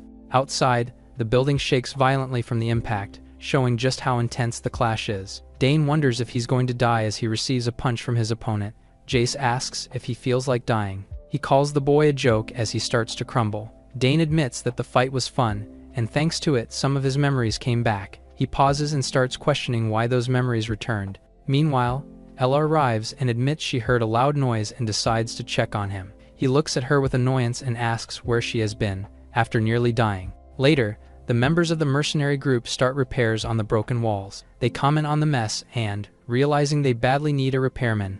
Meanwhile, in another room, Karis formally introduces herself again and her vice captain, Jace. She admits their misunderstanding caused serious trouble and offers compensation as an apology, but asks to hear their side of the story first. Dane demands apology first, but Ella counters him stating that she hates wasting time. Dane can only sulk and let her be. Ella explains that her race is the Draco Elves, a group that inherited the power of a divine dragon. They lived in isolation on an island because contact with the outside world was forbidden. However, her older brother refused to stay confined and wanted to see more of the world. She adds that leaving meant he could never return, but he still chose to go. She remembers how he left with his close friend, Nirk. Gritting her teeth, she notes that it all happened 8 years ago, and she believed she would never see him again. However, 2 years ago, her brother's body was found on the shore of their island. She had no idea why he died, which left her with unresolved anger. She decided to leave the island and find Nirk. She makes it clear her goal is to uncover who killed her brother, so she can deal with them herself. With this, Karis concludes that the one who likely killed her friend is Nirk. Ella admits she cannot be completely certain, since another member of their kind must have left the island as well. She then demands Karis for information. The leader scratches her head and recalls an event from 2 years ago. She reveals that a well-established mercenary group was completely wiped out by a single person. She then clarifies that the group was not completely wiped out, since one survivor remained. Based on his accounts, the government launched a large search, but they never caught the culprit. However, 2 details were confirmed about the attacker. He says the person wore robes like a traditional shaman, and that blue tattoos were visible through the torn sleeves on both arms. She then shows the drawn symbol from the survivor. She reveals that the mercenary group that was destroyed was called Daorum, and that a childhood friend of hers was their vice captain. Dane shifts his attention to Jace and asks if he is feeling unwell. Jace admits being bothered by misunderstanding him and sincerely apologizes. Dane then considers that the incident might be connected to Sir Dan. Karis reacts in shock and questions if he is implying that Nirk was part of that group. Ella then asks why he is thinking along those lines. He explains that at the very least, someone with the same mark as him was involved, like himself, who once belonged to Sir Dan. Young Dane sat with the other children of Sir Dan. A man in front of them told them they didn't need to feel nervous, and explained that it was just one of many tests they would face. He stated that all they needed to do was endure for 5 minutes against the summoned creature behind him. He added that the creature would only target the protective gear they were wearing. He encouraged them to pass the test and become an Asura.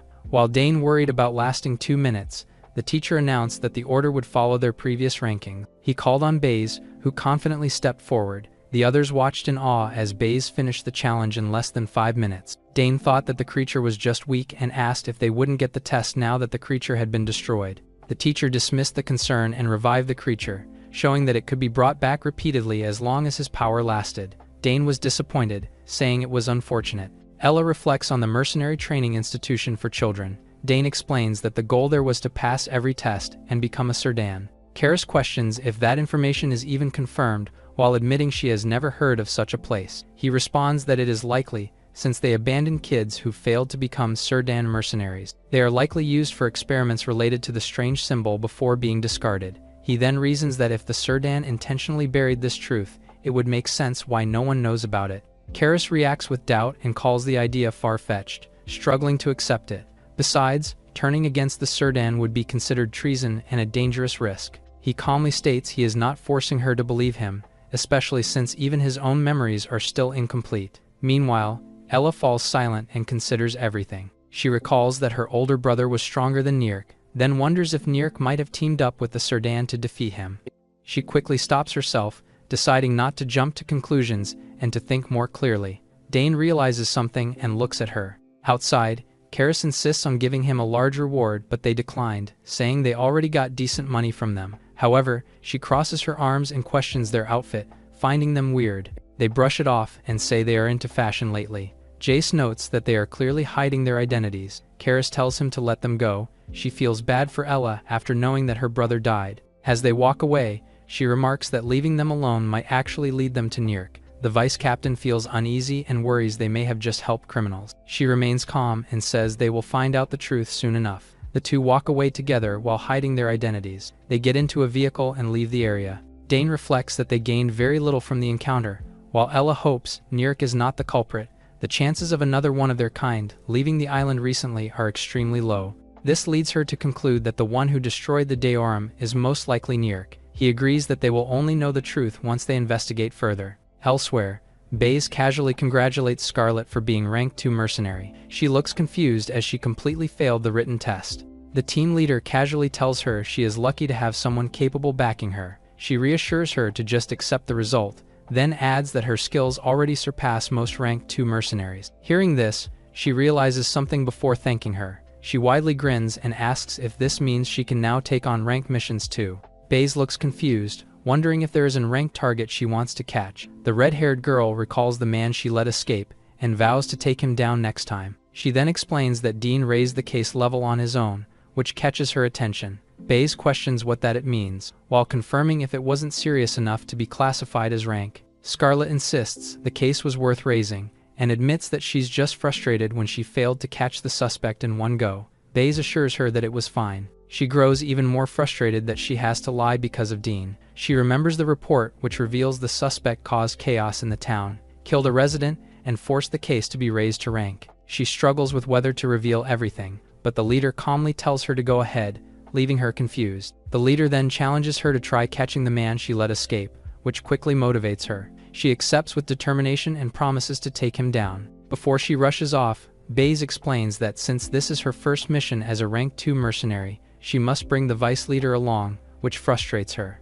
The scene shifts to Beimu City. Dane and Ella arrive in the dusty area, making the boy cough uncontrollably. They walk around and question if they are in the right place while noticing how deserted it feels. She observes that the place is nothing like what they expected and may not even have proper authority. Suddenly, someone calls out to them, making them stop. A masked figure approaches and questions their identities and where they came from. Ella questions the masked figure's identity, but he refuses to answer and insists they respond first. She calmly argues that it is proper to introduce oneself before asking others. After a brief pause, he finally claims he is just a village resident, while she responds that she is only a traveler. The masked person asks if she is trying to start a fight, but she shows no interest in dealing with the person. Dane cuts them off and asks the mysterious person if they know anything about a place called Fortka.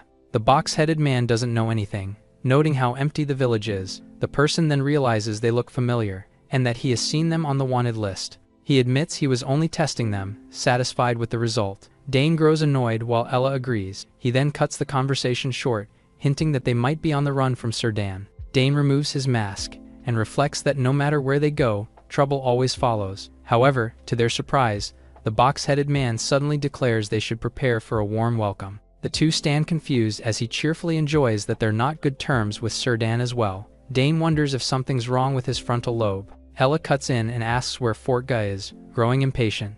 The man then raises his finger and tells them to look closely. He drags out the moment on purpose while pointing ahead, clearly enjoying their irritation as he slowly reveals the direction. He pauses dramatically and points to himself with his finger. The man, Oren, mocks him and asks if he is surprised. Dane grabs him and says he traveled so far just to find Fortka and warns him not to mess around. Dane tells him to just answer and asks where Fortka is. Oren stays silent and stares at him. He points out that Dane does not trust people much. Oren tells him to talk while they walk. He calls the situation extreme and brings up how the bookstore was set on fire. They keep moving as Dane admits he has no proof, but Oren still believes him over Sirdan. Dane realizes he holds a grudge against Sirdan and asks if he had a rough encounter. Oren confirms it and says it is because of Fortka. Dane questions if he is really part of Fortka. Oren jumps across the rooftops and asks why Dane does not believe him. He lands and says the box on his head makes it perfect to hide his identity, explaining he does not want his face on a wanted list like them. Ella lands nearby and looks around as he asks where the townspeople are. Ella notices the empty streets and says there are no people in the town. Oren says no one would want to come here and calls it an abandoned land. He explains it is not completely empty and says there are only a few people in the center. Dane processes this and recalls what the savage group meant, prompting Oren to confirm that Fortka is a ruined mercenary group. Oren explains they were exposing Sirdan's crimes when everything changed, and they did not even get a chance to resist. Dane processes this and expresses his disappointment, thinking that Fortka can't help him. Oren says he can help him find a place to hide, and asks if that is why he came, but Dane denies that it is what he wants. Oren pauses after hearing his response. Dane clenches his teeth, saying he did not leave his grandma behind just to spend his life hiding. Oren asks what he plans to do next, questioning if Dane wants revenge over the burned bookstore. Dane lowers his head and says he thought finding Fortka would let him live peacefully with his grandma again. Oren says he cannot help with that, and adds that Fortka is not just partially ruined. He reveals that everyone is gone, and he is the only one left. At the mercenary town of Lark, Ben orders wooden planks and additional materials, while the shopkeeper questions the amount. He explains it is for repairs inside the mercenary headquarters. The shopkeeper looks him over and notes he must be in rough shape. Meanwhile, two outsiders walk through the streets of Lark. Cross, the vice captain of Sirdan, reacts after hearing the name of Savage Mercenary. Scarlet confirms they received a report and says the targets were seen with wanted individuals. Cross suddenly shifts the topic and asks if she has a boyfriend, but she rejects him immediately. He keeps the offer open to her, but Scarlet is sure about her answer. The two have finally arrived at the Savage Group's headquarters. Karis entertains them and says that there was a minor dispute with the suspects before. She says they would have reported them immediately if they knew they were criminals. Cross listens and says he will take their word, but still has questions for the other members. Karis questions the decision and asks if her testimony is not enough. Cross replies that the others might know something different. Cross warns them to cooperate, but he declares that he will treat their entire group as accomplices if they refuse. He adds that he will deal with them as he sees fit. Karis walks away from the room while keeping her composure. She recalls noticing something off about them, but did not expect them to be that dangerous. She steadies and convinces herself it will not be a problem. Inside, Cross continues the interrogation and warns no one to enter. The door shuts firmly as Karis reassures herself there is no risk of being exposed. Dane recalls Granny telling him to leave the village. She tells him to head north and find a mercenary group called Fortka. She assures him they will definitely help him. Back in the present, he hesitates and questions how they could help him now. He looks at the ruined place and realizes how broken everything has become. Oren sits above and casually comments on the place. He says Dane's grandmother likely knew everything about Fortka's downfall. He explains she knew she would be a burden if they ran together and sent him away alone. Dane processes this and starts to realize the truth, questioning himself and admits he really did leave Granny behind. Ella lies back and questions if the place is safe. Oren says only a few people live here, and all of them are wanted criminals. He explains that Sir Dan has never come here, noting that the area has been turned into a lawless zone, so she suggests bringing Granny there, but Oren suddenly interrupts the thought. Dane suddenly gets excited, calling the idea genius. He turns to Oren and praises him while getting more convinced it could work. Oren stays quiet and watches him. Dane grabs him and says it should be fine. Oren reminds him the town is full of criminals and the decision is not his. Dane admits it would be dangerous, but says it will be fine if he handles it. He declares he will protect Granny this time. Ella asks if he knows where his grandmother is, but Dane says he has no idea, but he has a few guesses. Oren calls him reckless and reminds him he is also a wanted criminal. Dane reveals his grandmother is also a fugitive and says he cannot wait any longer. Oren shrugs it off and warns that Surdin could still come anytime. He then asks them if they are high-profile criminals. Dane reacts in surprise. He looks around and questions what that means. The focus moves to Lark Town, where the inside of the building is covered in bodies. Cross walks through the aftermath. He looks down and questions if they really knew nothing. He steps forward with a cold expression and wonders if he chose the wrong people to trust. Karis waits at the door and asks if the interrogation is finished. She senses something is wrong, and her expression shifts. Cross steps out, covered in blood, and says it is over. Karis freezes in shock as she realizes what happened. Cross casually talks to her, explaining they refused to talk, so he executed all of them. He leans in and gives Karis one last chance to answer. She admits she knows where they went, making Cross listen to her intently. Karis starts to speak but stops. She hardens her resolve and refuses to say anything more. Karis is introduced as a berserker, a powerful warrior race. They are known as mad warriors whose strength increases the angrier they get. A warning spreads, telling people not to provoke them, but it's too late for Cross. The sudden impact shakes the town and draws attention, prompting some to wonder if another fight has started. Ben struggles while carrying wood and complains about the weight.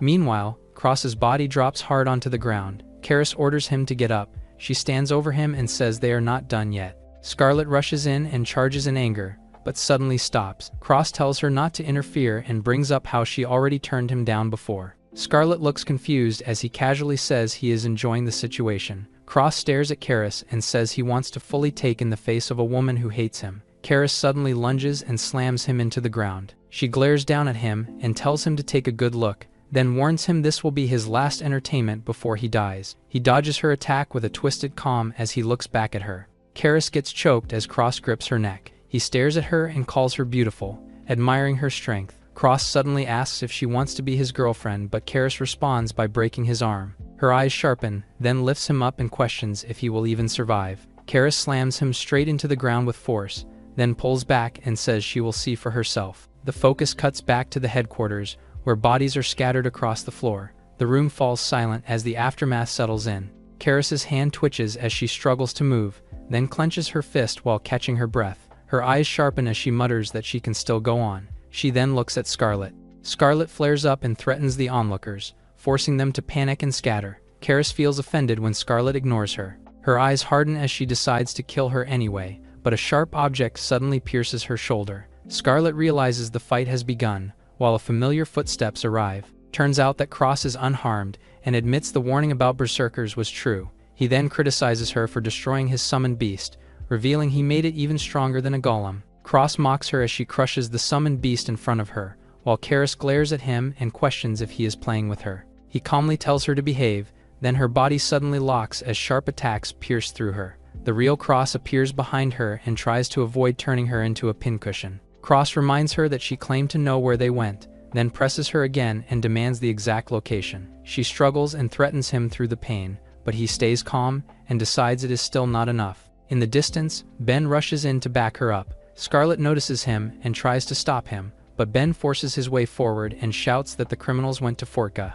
Karis weakly calls out to Ben as she struggles, catching Cross's attention as he questions if he is the last one left. Ben steps forward and confirms the information with certainty, shouting that they clearly said they were heading to Fortka, then tries to plead for Karis as his voice starts to break. Cross coldly says he should not have spoken as he stands over Karis and admits he was enjoying himself. Karis stares up at him in shock as she struggles to respond, while Scarlet turns after sensing the shift. Blood drips to the ground, hinting that something has happened to Ben. His body is completely pierced and left motionless. Elsewhere, Dean senses something is off as he looks outside, while Jenny questions the situation and what they plan to do next. She remains calm and warns that acting rashly will only make things worse, as Dean stays composed and questions if Cross would really lose. Jenny stays calm and says the best move for now is to wait. Dean senses something is off and suspects the situation is being pushed forward unnaturally. She remains composed and says they will confirm the truth first before taking action,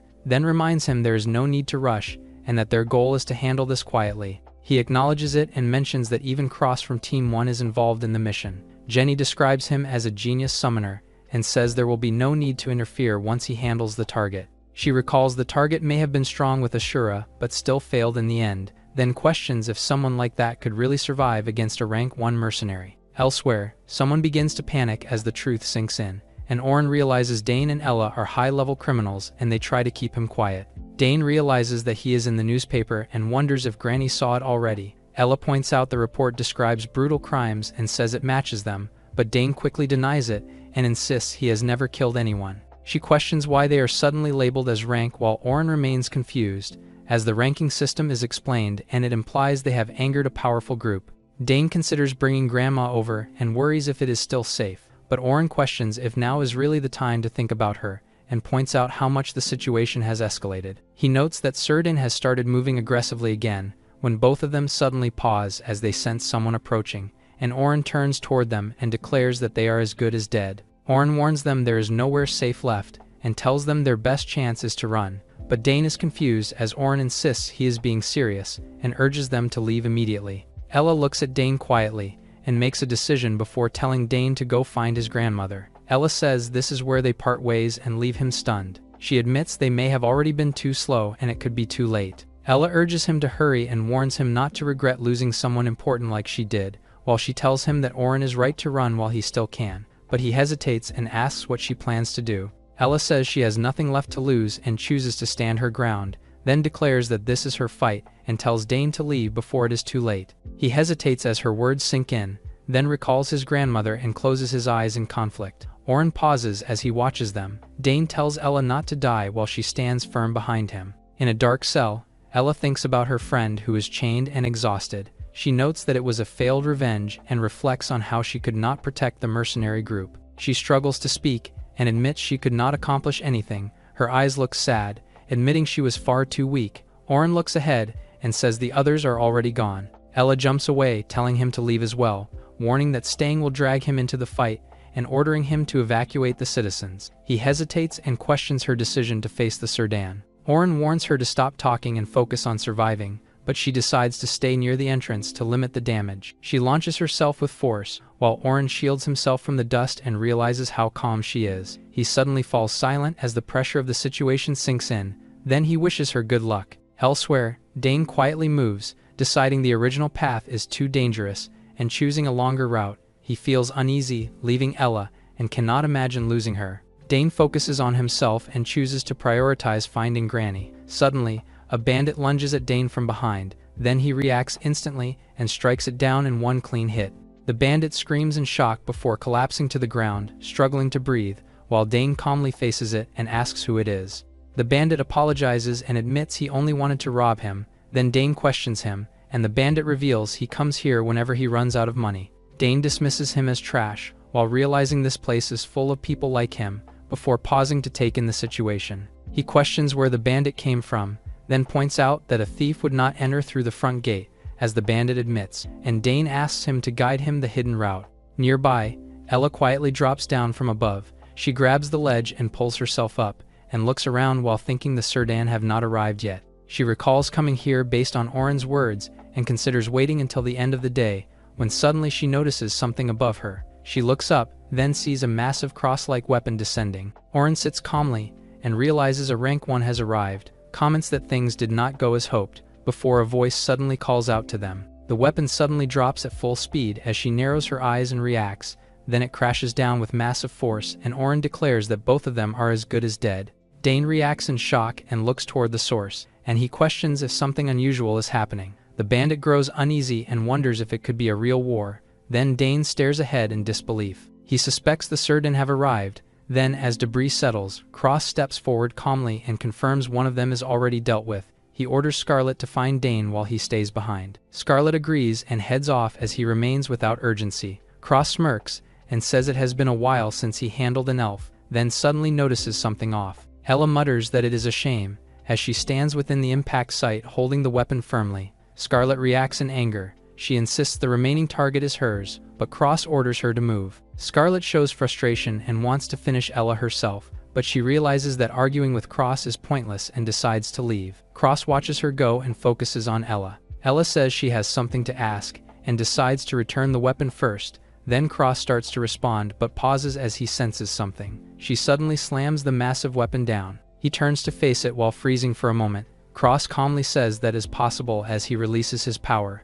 then explains the weapon is made from his magic and can be retrieved anytime. She suddenly lunges forward and attacks him, her strike landing hard while she looks forward with a sharp and focused expression. Ella clenches her fist and prepares another strike, but Cross suddenly summons a massive giant arm to block her. The giant hand guards him while Cross calls it impressive, then sits calmly and says her punch matches a berserker's strength, prompting her to realize that he doesn't know about Nirk as well. Cross says he does not know and does not care, then tells her to focus only on him right now. She stares at him and calls him annoying, before suddenly rushing forward at high speed, her eyes widening as she closes the distance. She gets slammed hard into the ground and struggles to move. Cross watches and casually asks if she will be alright. The giant hand crashes down again and shakes the ground, then sits above and says he wants to see how strong she is. Ella forces herself up behind him and prepares to strike again. Cross steadies himself. He calmly says he is curious, while watching her struggle in his grip, then smiles and says he wants to see her when she breaks. Ella strains against the pressure, and her eyes show fear and pain. Cross begins his move. He smiles and says it will hurt a little, while the giant hand grips Ella tightly and starts crushing her. He keeps increasing the pressure and listens closely, calling the sound beautiful as it continues. Cross wishes that he could prolong the moment. He is surprised when she suddenly disappears from his grasp. Then she extends her arm and crushes the giant.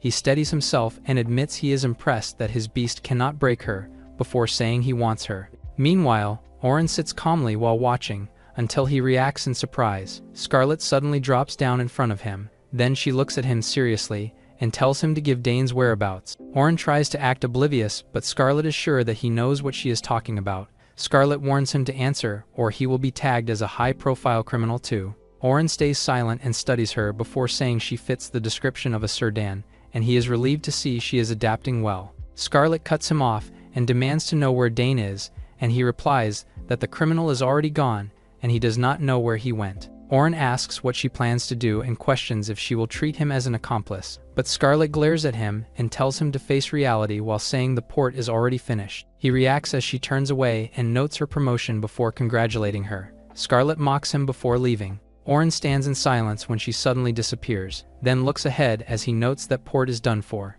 In a quiet path, the bandit explains that it leads to a small village and is safe from Surdan. The bandit prepares to leave, but Dane insists on escorting him and says he would go alone if he could see the village, yet will lead for now with no guarantee, while Dane remarks that the world is dangerous because of people like him, but the bandit points out that they are no different. Dane denies stealing, but the bandit questions his actions and calls him suspicious. Dane explains he was falsely accused and tried to clear his name but failed, so he gave up and chose to hide away with his grandmother. The bandit asks about his grandmother. Dane confirms she is his only family and was framed with him before continuing on his way to find her. The bandit suddenly stops him and asks if he is rank, causing Dane to ask how he knew.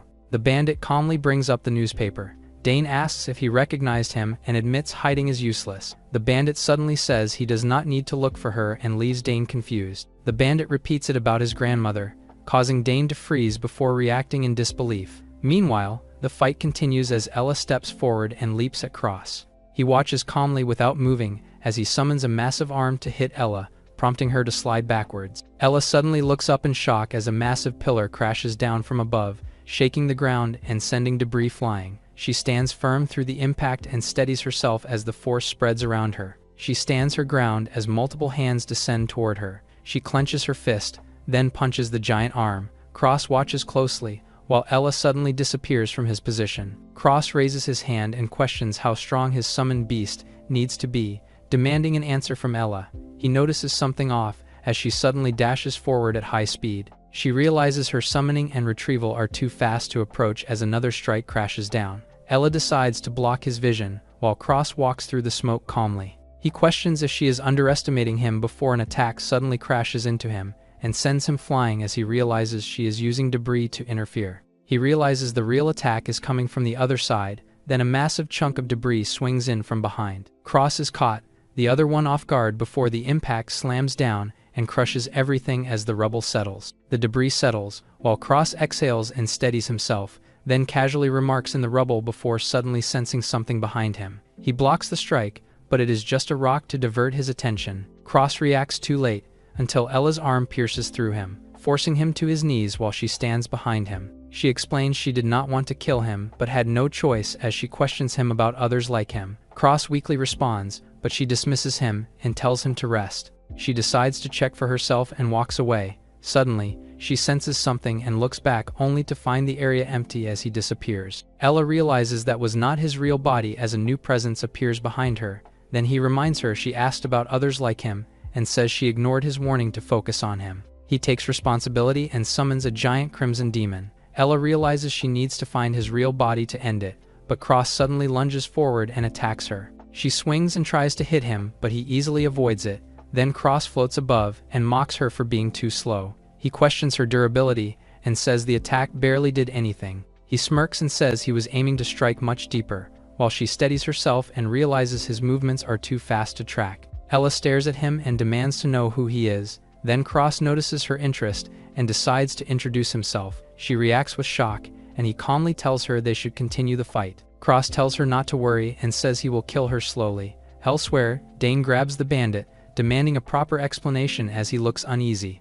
The bandit recalls reading in the news about an accomplice being captured, and the description fits Granny. The bandit repeats the report about an rank criminal and an old woman, then guesses the old woman is someone close to him. He hesitates before revealing that the location was deep in the back mountains with a hidden bookstore, making Dane realize it was his grandmother. He explains he knew she would be there because the bookstore owner was kind. He admits he had a feeling, but still lets it happen. Dane pauses, and he takes time to think about Ella and what she said about regretting losing someone precious. Dane says he should turn himself in.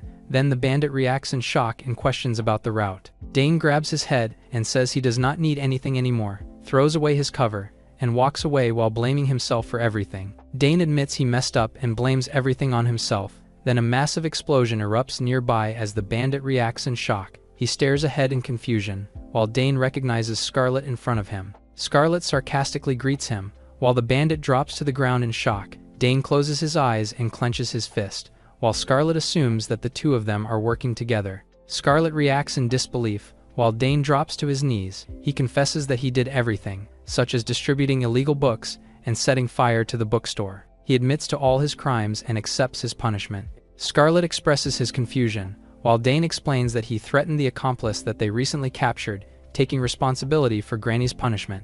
Scarlet's expression darkens as she notes that the accomplice is already dead. She tells him to stop the act and demands that he fights her instead, but Dane freezes in shock. He thinks he must have misheard, but Scarlet confirms it and tells him he will be next. He insists there is a misunderstanding, but an explosion suddenly goes off beside him. Scarlet coldly tells him there is no misunderstanding and orders him to get up and fight. She warns him that if he refuses to fight, she will burn him, but he stays on his knees and quietly responds. He lets out a tired laugh and questions the situation. Scarlet mocks him, then unleashes his power and moves to kill him. Her attack releases a violent burst of energy that tears through the surroundings as the explosion spreads and engulfs everything, forming a massive blast.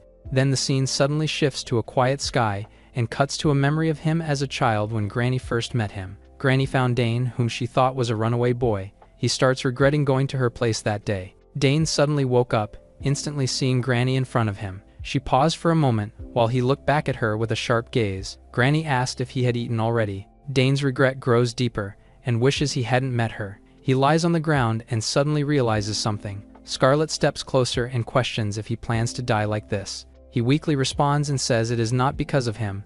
Then she grows angry and declares she hates people like him the most. He covers his face and thinks about everything. She looks at him with disdain, and he is also reminded of Anton. He snaps and says it is because of people like her. Scarlet reacts, while he suddenly unleashes a violent surge of power. She smirks and mocks him for finally fighting back, while a strange creature begins forming from the purple energy. The purple energy fully takes shape and forms a grotesque creature, landing with multiple heads rising behind it. Scarlet stares in shock as it appears before her, while his face changes and the Asura symbol appears. She realizes this is not just an imitation but something real. Dane stands fully transformed, while the creature stabilizes behind him. Scarlet watches him and pauses briefly. Then she ignites flames in her hand and declares she will crush him first. She pauses for a moment, while Dane charges at her without hesitation. He grabs Scarlet's face, but she tries to summon flames in her hand. She tells him not to underestimate her, but shock takes over Scarlet, while Dane intends to kill her. Scarlet struggles to move and realizes something is wrong with her body as she questions why she cannot react after just one hit. Then he suddenly grabs her head, lifting her without hesitation. He declares he will wipe out every last one of Serdan. Dane drops her, then slams her across the ground with brutal force. The impact throws her away through the forest, while declaring that not a single one of Serdan will be left. Scarlet collapses against the tree as she struggles to stay conscious. Smoke fills the area and the dust settles. She winces in pain and admits the hit was brutal, while Dane's dark figure begins to emerge in front of her. She steadies herself and warns him not to get cocky. Scarlet insists the fight is not over yet. Then he suddenly locks onto her. She reacts in shock and raises her hand to gather energy. She unleashes a massive blast, telling him to die. Scarlet weakly calls out as tears fall, then her hand loosens and drops, while she remains pinned against the tree. Meanwhile, the smoke starts to clear, showing Dane unharmed. His gaze sharpens as his expression turns cold. Scarlet sits slumped against the tree and remains still. He steps forward, then stands over her and declares that all of them must die. He coldly states that only then will the balance be kept. Elsewhere, Ella dangles helplessly in the air as Cross mocks her. He lifts her by the neck and says it is time to kill her while her face goes limp as she struggles. He summons his massive weapon and says he will add her to his collection, telling her not to worry. He raises his weapon and tells her to relax, then swings down to finish her. However, a sudden strike cuts through the attack, making him pause for a second until he realizes that his arms are severed. Ella steadies herself and says she found it. He questions her and checks his hand,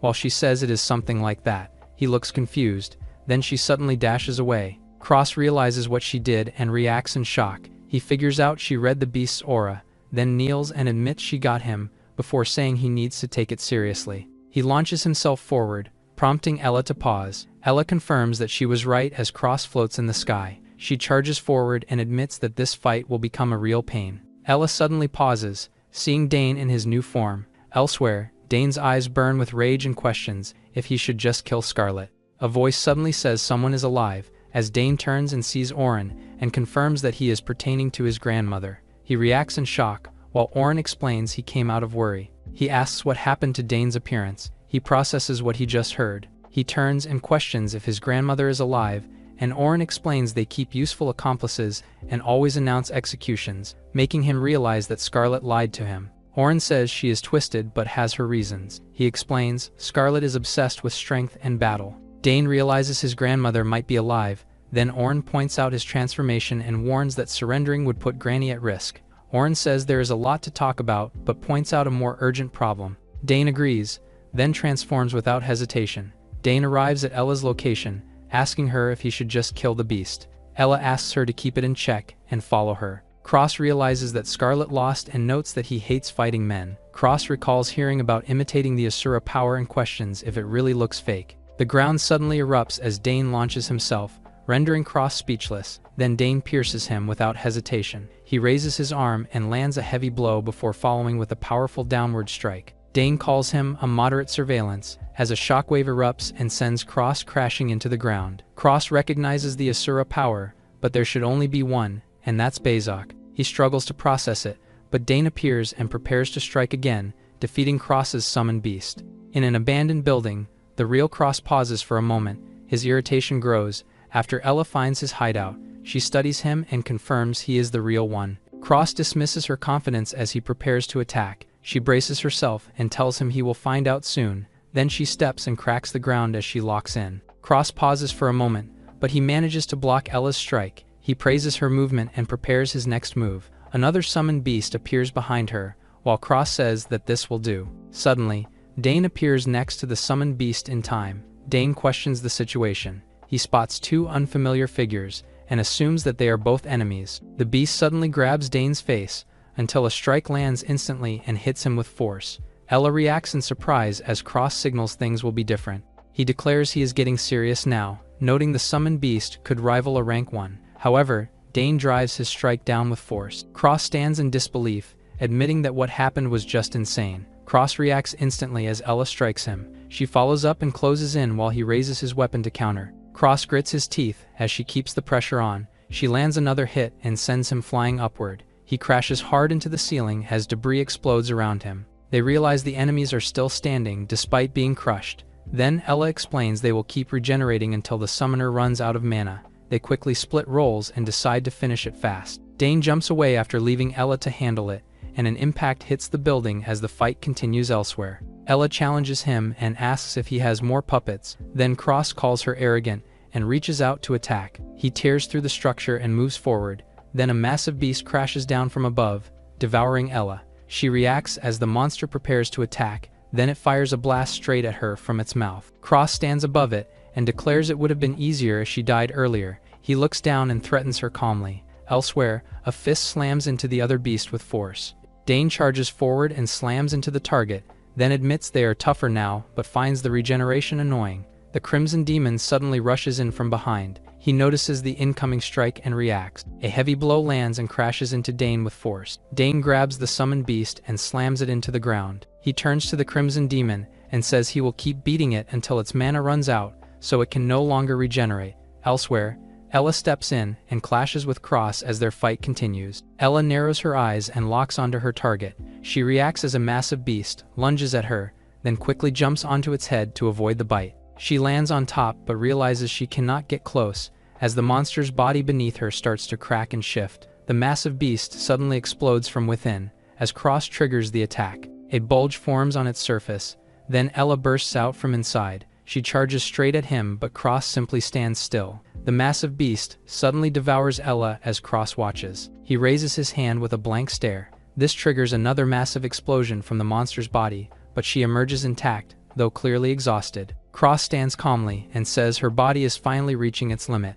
Ella responds and says she will hold out until his mana is completely drained. He watches her closely and challenges her to see how long she can keep moving. The beast rises again and opens its mouth, but she steadies herself and calls it disgusting. Ella admits she has taken heavy damage, but notices his mana is also weakening. She steadies her footing and decides to hold out a little longer, waiting for an opening. Cross realizes his mana consumption is worse than expected. At the same time, the other fight continues as a heavy blow lands on the horned beast. Dane notices the enemy's regeneration is slowing. He realizes his attacks are working and prepares to hit even harder. Dane lunges in and lands another heavy strike. Meanwhile, Cross calculates that he now needs to regenerate constantly due to the strain. He realizes he must deal with Dane as well, As the monster reacts to the ongoing clash, Ella spins and strikes the monster's head to keep her distance. She notices his hesitation and calls him out for overthinking. Cross glares back and calls her pathetic. He decides to target her first and charges in. Meanwhile, the monster moves again as both sides prepare to clash. Cross swings down and strikes toward her. Ella blocks but feels the impact as her arm throbs. She suddenly senses danger and freezes. A violent strike erupts from below and slams into her. Cross reacts in shock as he realizes he let his guard down. Cross realizes his body is reaching its limit and that he needs to regenerate immediately. Meanwhile, the monster's body begins restoring itself as the fight continues. Ella moves in from above and closes the distance. She locks onto him and declares she has him. A massive strike crashes and pierces through the monster's body. In a flashback, Baze finished her report and said she would head upstairs.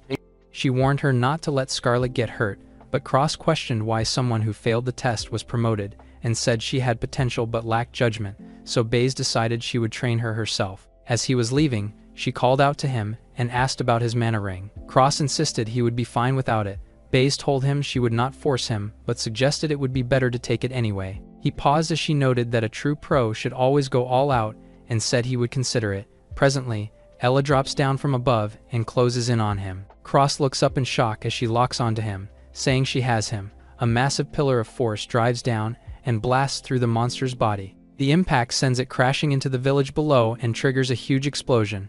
Ella lands in the crater and catches her breath, confirming the hit landed properly. Ella steadies herself and reminds herself not to lower her guard. She forces her body to keep going and decides to finish the fight. She drops to one knee, breathing heavily as the damage catches up to her. She wonders if she took too much damage, then suddenly senses someone approaching. Cross approaches with a grin and asks if she is done struggling. He insults her while closing the distance. Ella struggles to stay up as her body gives out. He tells her not to push herself and to stay still, then moves in to finish her as she reacts in pain. Cross moves in and prepares to finish her. Ella reacts, but before he can strike, Dane suddenly appears and stops the attack. Cross turns in shock and questions how he got there. Dane tells him his underlings no longer regenerate. Cross is stunned and says it is impossible, as he realizes his mana is still there. He tries to respond but falters. He recalls not going all out and realizes his mistake. Dane steps in and lands a clean hit on him. Cross realizes he underestimated his enemies. Dane stands firm as the dust settles. Cross is left broken and slumped against the rubble,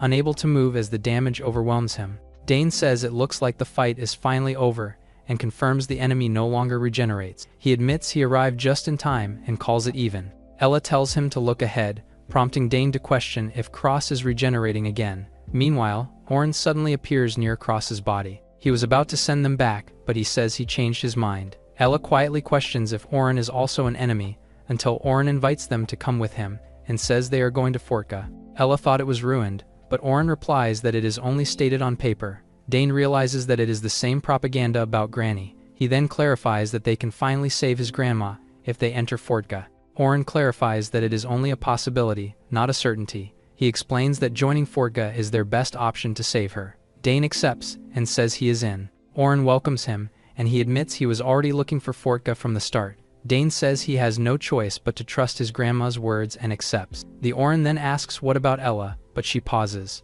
She then points out that an unofficial group offering recruitment sounds suspicious, though she understands him. Orin admits it looks bad, but she still asks why he is recruiting them. Orin reiterates that Fortka does not officially exist and operates outside the state. He says their existence must remain hidden, especially from Serdan. He adds that after this incident, they have already been marked, making them no longer neutral. He calls that the first reason. He then adds that their combat abilities exceeded his expectations. Additionally, they need to maintain a connection with other groups of people. He sincerely thought that they're weaklings, which Dane finds frustrating. Ella admits that they can't work alone and needs his help. She then accepts the recruitment but suddenly loses consciousness. Dane notices this and turns in shock. He sees her collapse and rushes over, asking if she is still alive. He kneels beside her and tries to check on her, but she barely responds. She mutters that she is tired and hungry. Dane pauses and admits he feels the same. He then calls out to Orin to get his attention and asks if Fortka provides food.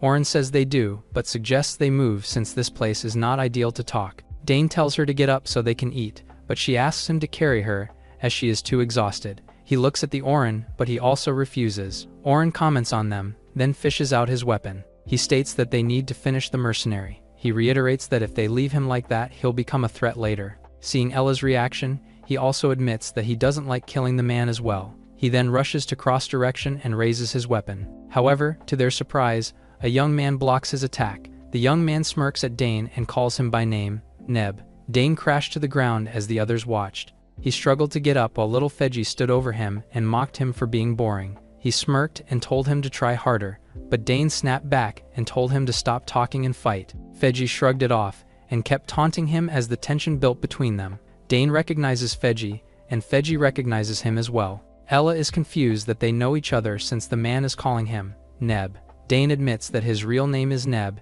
and that he is training mates with Feji. The Orin is surprised by this while Feji asks if he is about to finish cross. Orin disagrees with him, and so Feji volunteers to kill the man himself. To their surprise, Dane is shocked as he questions what Feji is doing, while Ella senses something strange and says his energy feels off. He smirks and addresses them casually, then steps forward and asks which one of them is Asura. He states that he thought the replacement was just a rumor. He looks at everyone and asks again, who is Asura? Dane realizes that Feji is the negative energy they have been feeling. Feji smirks, realizing that Dane is the Asura who was the weakling before. He mocks him and calls his power a sloppy imitation while smirking that it suits him perfectly. He calls the situation boring and offers to assume that he was the one who killed Cross as a small gift after meeting again. Dane is frustrated, and Feji replies that it is better to report it that way and prepares to leave. He casually urges him to stay alive until they meet again, and then leaves. Dane tries to stop him, surprised that he is gone in an instant.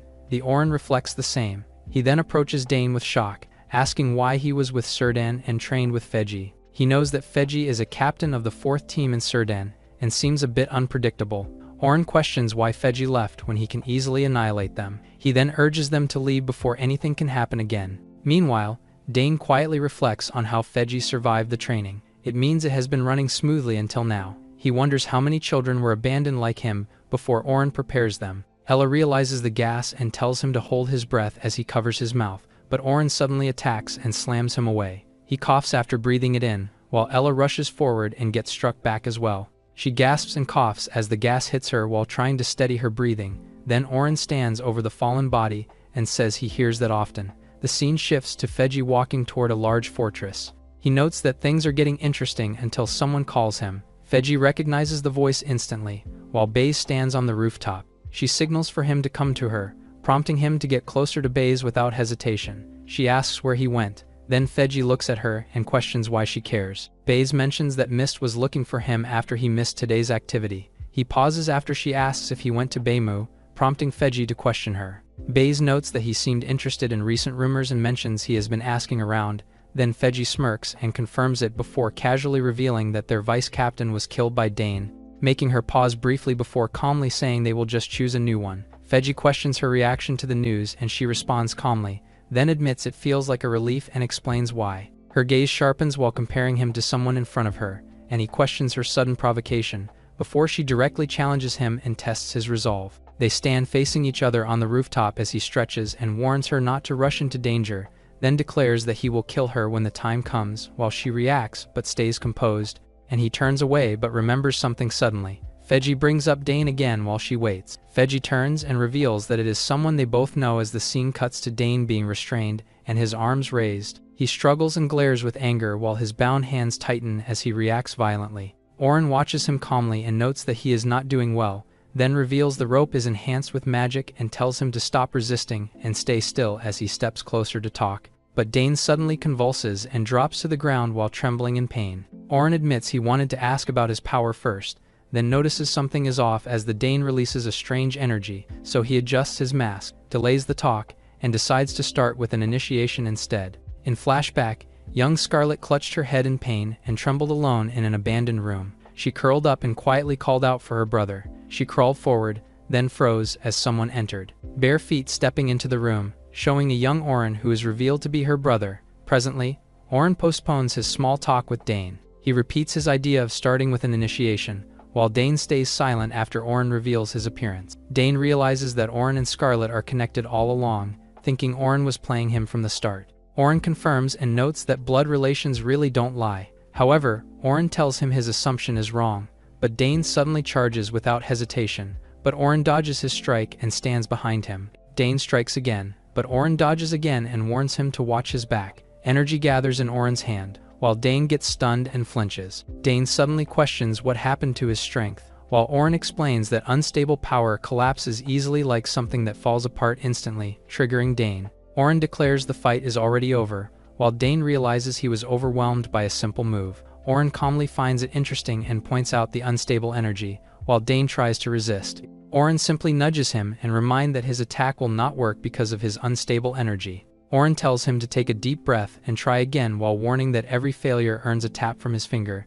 Then Dane glares back in anger as the room falls silent, until Ashley steps in and stops Oren, making both turn toward the doorway. Dane questions if he kidnapped a child, but he denies it, triggering Dane to snap back before being called out by name. Ella interrupts and tells them to come eat as they pause, while Oren brushes it off and insists that is not the case. In a hideout, Dane finally confirms that Forka is legitimate.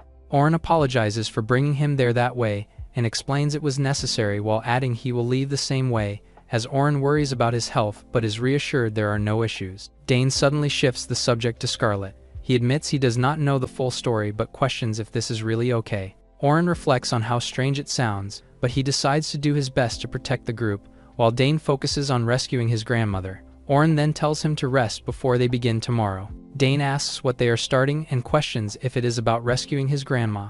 Oren tells Dane it is connected to that job, as Dane grows confused.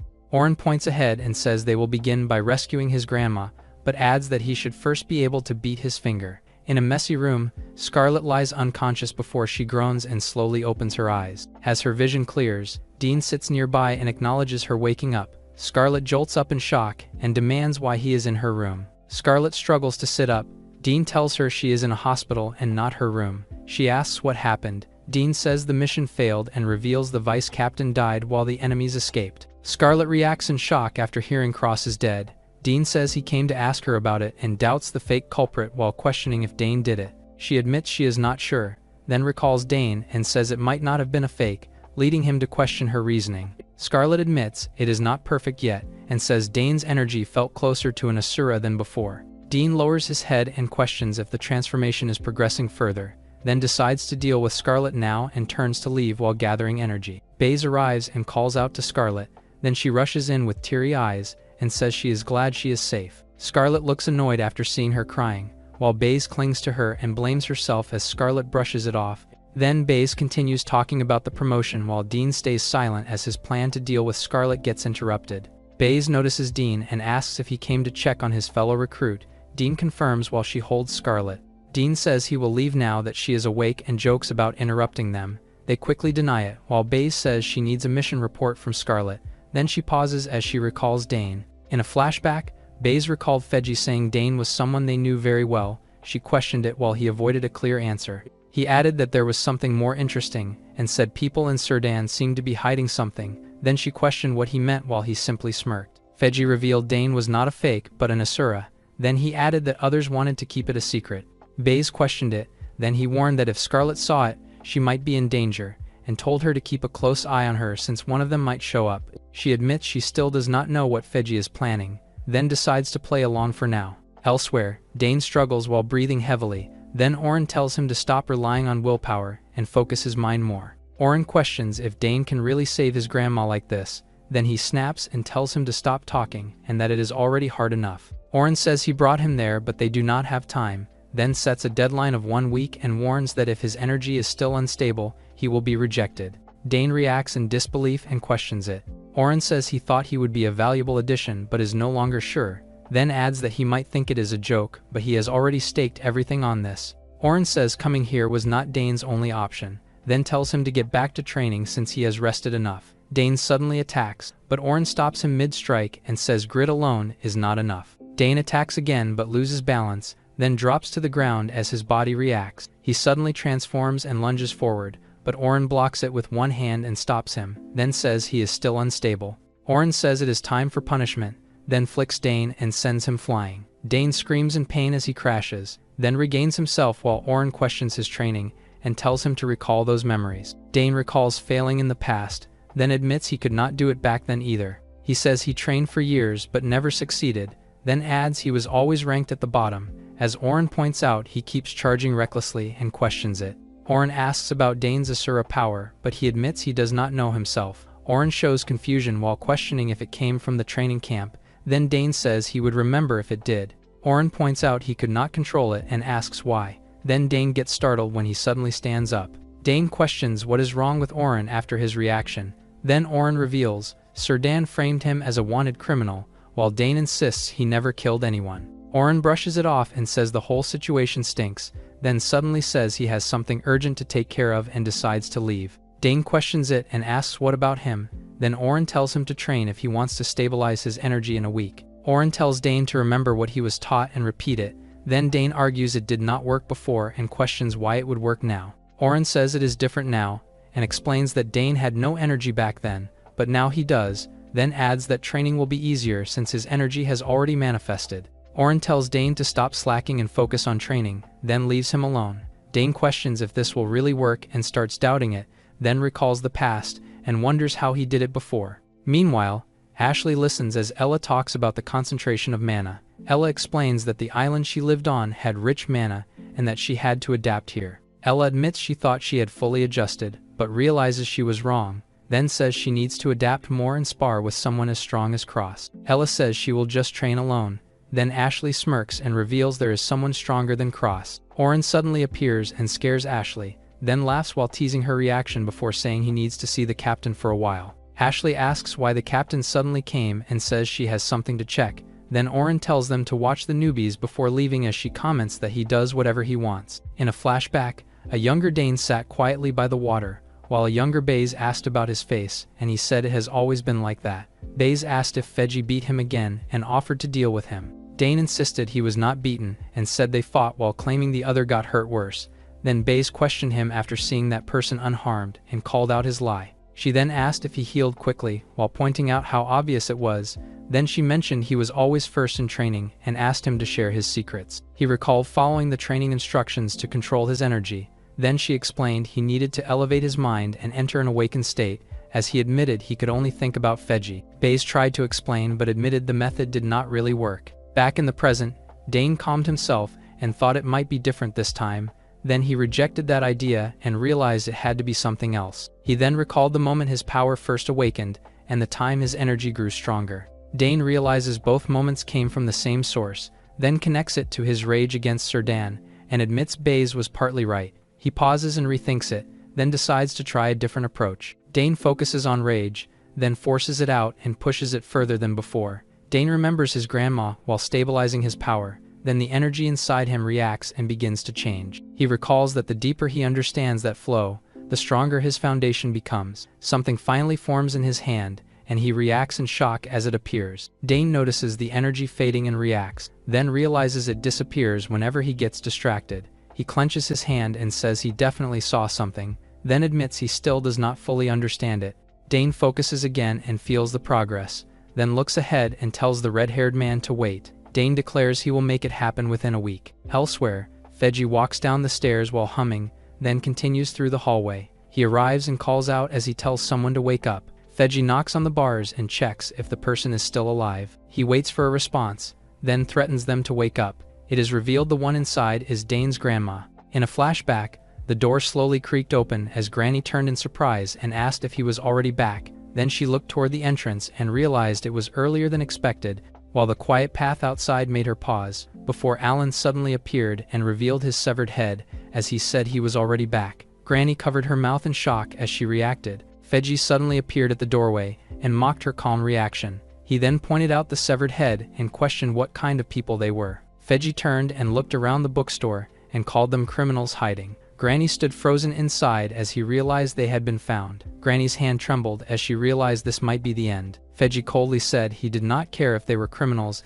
and declared he would kill her anyway. She accepted her fate and decided not to die meaninglessly. Granny clenched her fist and brought up Dane, asking if he was curious about his whereabouts. She then faced him and said she could tell him or mislead him instead. Feji looked at her and mocked her desperate final struggle. He stepped forward and casually wondered what he should do next. Feji then grabbed her head and stated he was only there to kill people. Granny stayed calm as she mentioned Dane while saying others would deal with him. Feji smirked and asked how she wanted to die as he threatened to end her the same way as before. Granny calmly asked if he could call off Dane's bounty. Feji dismissed it and thought about beating her to death. He questioned her logic as he pulled out a blade. Granny then brought up Serdan and what they did to a child years ago. Feji raised his weapon and told her to stay still as she revealed they even used forbidden magic. Feji swung his blade as the tension peaked. He crouched in front of Granny and told her to keep talking. Back in the present, he knocked on the bars and threatened to kill him if he did not wake up. He stood outside the cell while Granny lay unconscious on the floor. She remained still as he mocked her and questioned Dane's whereabouts. Granny weakly asks if Dane is safe as she struggles to speak. Feji smirks and says he is still alive for now. She feels relieved while he points out Dane carries Bazok's power. Feji stands by the bars and acknowledges the use of forbidden magic. Granny lowers her head and admits she barely understands it, while explaining the books are hard to decipher. Feji dismisses her reasoning and warns her to think about what happens if the truth gets exposed. He steps closer as Granny questions if Dane would still be treated as a criminal. Feji explains that forbidden magic turns the world against you and could change Dane from a criminal into a victim. Granny trembles as he says they need more proof to make it public. He proposes working together to gather the needed books, while she questions why someone like him would make that offer. Feji tells her she does not need to know his intentions and should focus on what benefits her, then asks if she will agree. Granny accepts and says if it can save Dane, she does not care about his motives. She asks for paper and a pen so she can write down the books she needs. He agrees and adds that she should bring her glasses too. Elsewhere, two fists slam into each other. Ashley charges in and lands a heavy strike on Ella. She follows up and drives her back. Ashley grins and says it has been a while since she pushed herself, noting Ella is not fully adjusted. Ella steadies herself and questions if this is a berserker. Ella recalls that berserkers release body heat and gain a surge in strength. Ella says she does not see Ashley using her full power. She asks Ashley to fight seriously while unleashing it. Ashley questions her and points out she is already struggling. Ella insists and asks her directly. Ashley smirks as she reacts to the request. Ashley tells her not to regret this later as her power starts to rise. Ashley activates her power and lunges forward. She slams the ground and bursts forward at high speed. Ella braces as Ashley closes the distance midair. Ashley crashes down with force and sends debris flying. Ella dashes along the surface to counter. Ella realizes Ashley is fast and every hit is dangerous. Ashley keeps attacking without pause. She sends Ella flying with another heavy blow. Ella crashes through the trees from the impact. Ashley lands and casually says she might have gone too hard, then admits she cannot control her strength well. Ashley says she told her not to overdo it and prefers not to use her berserker power. Ella answers no as she pulls herself out of the crater. She says it finally feels like proper training. Ella tells her to keep going. Ashley smirks and questions if she is really sure. Ella says her back aches but compares it to her brother's pain and calls it nothing. She stands back up and faces Ashley. Ashley calls her stubborn and tells her to stop before she gets hurt. Ella ignores it and thinks she may face someone even stronger next. Ella insists she is fine and says they should continue, as she admits she needs to get stronger. Ashley smirks and says if she is that determined, then she will not hold back. She then rushes forward and launches another attack as the fight resumes. Ella pants heavily as she struggles to keep up.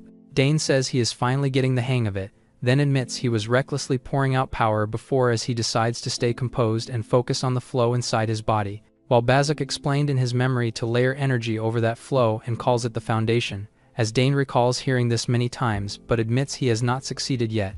Dane recalls he failed before due to lack of energy but realizes things are different now as he declares he has enough energy, then says he knows the method and has the experience, convincing himself there is no reason he cannot do it, as he focuses and begins reading the flow within his body while his energy surges. Dane overlays his energy and releases it as his power surges, then pauses and wonders if it worked while checking his body, but notices no clear change before realizing one arm looks smaller and reacting in confusion. Dane wonders if he got weaker as he looks at his arm, then tests it by striking a rock, but his punch suddenly shatters it with ease, leaving him shocked as he realizes he only lightly tapped into it and confirms something definitely changed. Dane recalls that Oren used the same technique before and remembers being sent flying with one finger, then steadies himself and gathers his energy again while reminding Oren about the 1-week promise, before declaring he will crush him within a week. At night, Dane rushes back and bursts the door open, as he angrily calls out for the redhead and questions what happened, then notices someone lying on the floor in shock, while Ashley calmly cooks and explains that Oren should return soon and that he was heading to Fortka.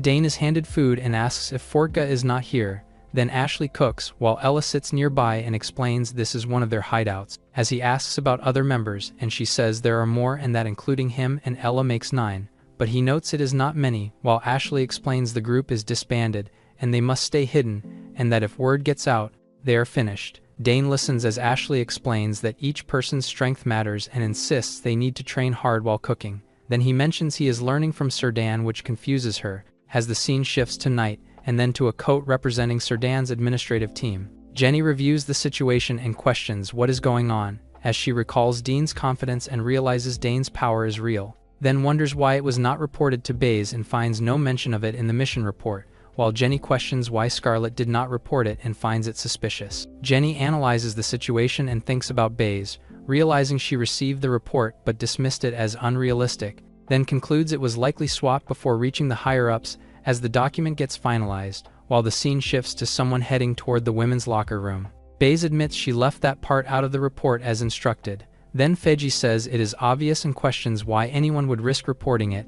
As he points out, the case is not simple and dismisses her reasoning as speculation, before telling her to think carefully and questioning how Dane has an Asura's power. Feji claims this is Bazuk's doing and questions reporting it. Then Baze reacts in shock as he says Dane has Bazuk's power and mentions someone he recently met, before revealing the mark on Dane's forehead is a forbidden magic symbol, making her question the implication. Feji says he knows exactly what he is talking about and pushes her to explain, then suddenly proposes. They take over Surdin together, and even offers her the vice leader position, as Baze is left stunned while he mocks her reaction, making her question if Bazuk was behind the forbidden magic and if Dean and Mist were involved. Feji dismisses it as nonsense and says she missed the point, then argues Bazuk would not orchestrate this alone, and claims he does not care about anything, before concluding only one person could pull this off under Bazuk's name, making Baze realize he is serious as she sets a condition and demands proof. Baze says she needs insurance before working with him,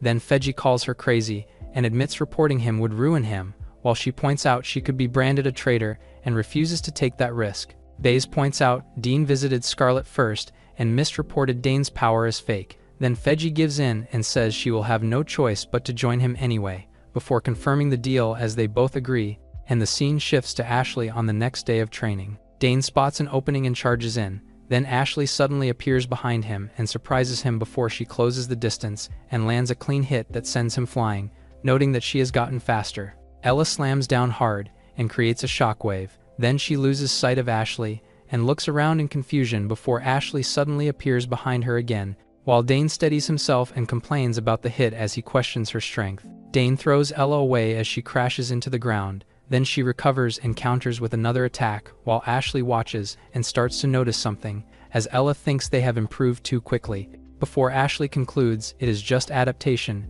and tells Dane to distract her again. Ella questions Dane while noticing something different about him, then recalls how he used to release energy recklessly but now controls it, as Ashley realizes this level of improvement should take years, while he steadies himself and prepares to land a proper hit, before Ella steps in and questions where they found these opponents. Ashley admits she cannot handle a 2-on-1 much longer and calls them out. Then Dane tells Ella to go ahead and uses her as bait, while Dane gathers his energy and prepares to fight seriously before charging forward again as the clash resumes and his attack crashes into the ground, shaking the surroundings. Ashley looks around in shock and calls out. Then the night passes quietly over the forest as Ella feeds Dane while he rests, before time skips to the third day of training where Dane gets slammed hard into a tree again. Dane gets launched and crashes hard into the ground, then lies there and admits he almost died as a sudden strike slams down from above, while Ashley drops in and mocks him for being predictable before Ella watches closely and realizes he almost landed a clean hit. Dane reacts in confusion and clenches his fist, then questions if she is holding back and feels slower, as Ashley gets irritated and denies getting slower, while insisting her training made him faster before slamming down hard and crashing her attack into the tree. Ella realizes what Dane did and explains how he made her drop her guard, then reacts in surprise while processing it as Ashley suddenly charges in and declares she will finish them, raising her arms to continue the attack before Dane notices Orn approaching and pauses in confusion. Orn suddenly appears and greets them casually, then asks what happened while facing Dane as he steps closer and reveals he is here because of him, causing Dane to react in confusion, while Ashley and Ella watch from behind as the tension rises. Dane gets struck as Ella calls out to him in shock, then rushes forward at full speed to reach him before a sudden force grabs and stops her mid-movement, causing her to react in surprise as she is pulled back and turns to demand where they are taking her. Anna, a Fortga member, suddenly appears and blocks the path as Ella reacts in shock,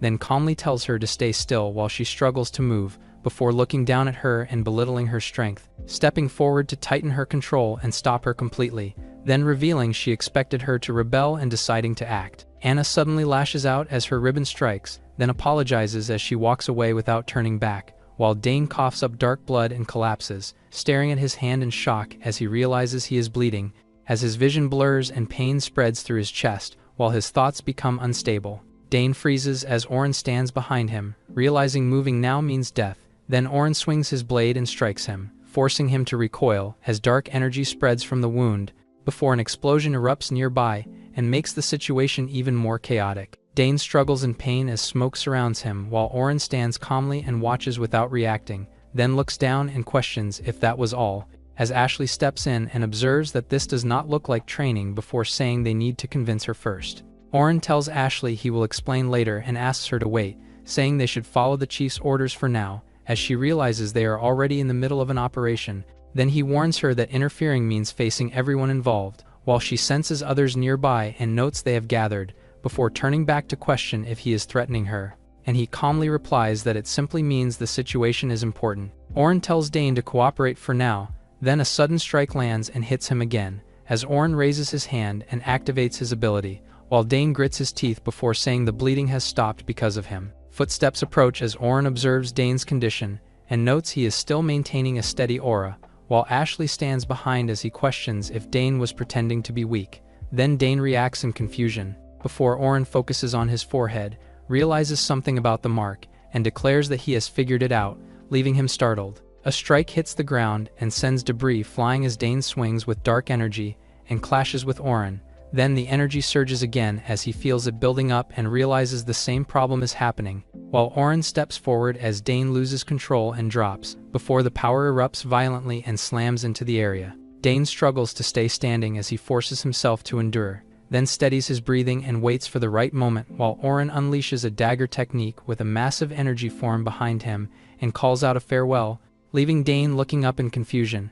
As the attack closes in, Oren dashes forward and slashes through Dane in one swift motion, the strike bursting from his chest as his body trembles. The attack crashes down into the ground and explodes outward. Meanwhile, Anna's ribbons wrap tightly around Ella and pin her in place as she steps forward and tells her to behave, while Ella struggles and questions the ribbons before noticing the magic flowing through them and realizing they are not ordinary. Then Anna calmly explains she understands the power now and says this is the best option. Ella questions what mark Anna is talking about while still restrained, then pauses, as her expression shifts in confusion as a memory flashes showing the mark on Dane's forehead, before Anna tells her to endure for now and says she will explain later, but Ella quietly refuses as tears form in her eyes. Ella struggles against the ribbons as she tries to speak, but Anna tightens the restraint and tells her to stay quiet, while Dane's chest flares again and the energy pulses violently as cracks spread across his face before the force erupts and slams into the ground with a heavy impact. Oren calmly gathers energy in his hand as Ashley looks confused and steps forward to question his action, while Dane struggles on the ground as his body continues breaking.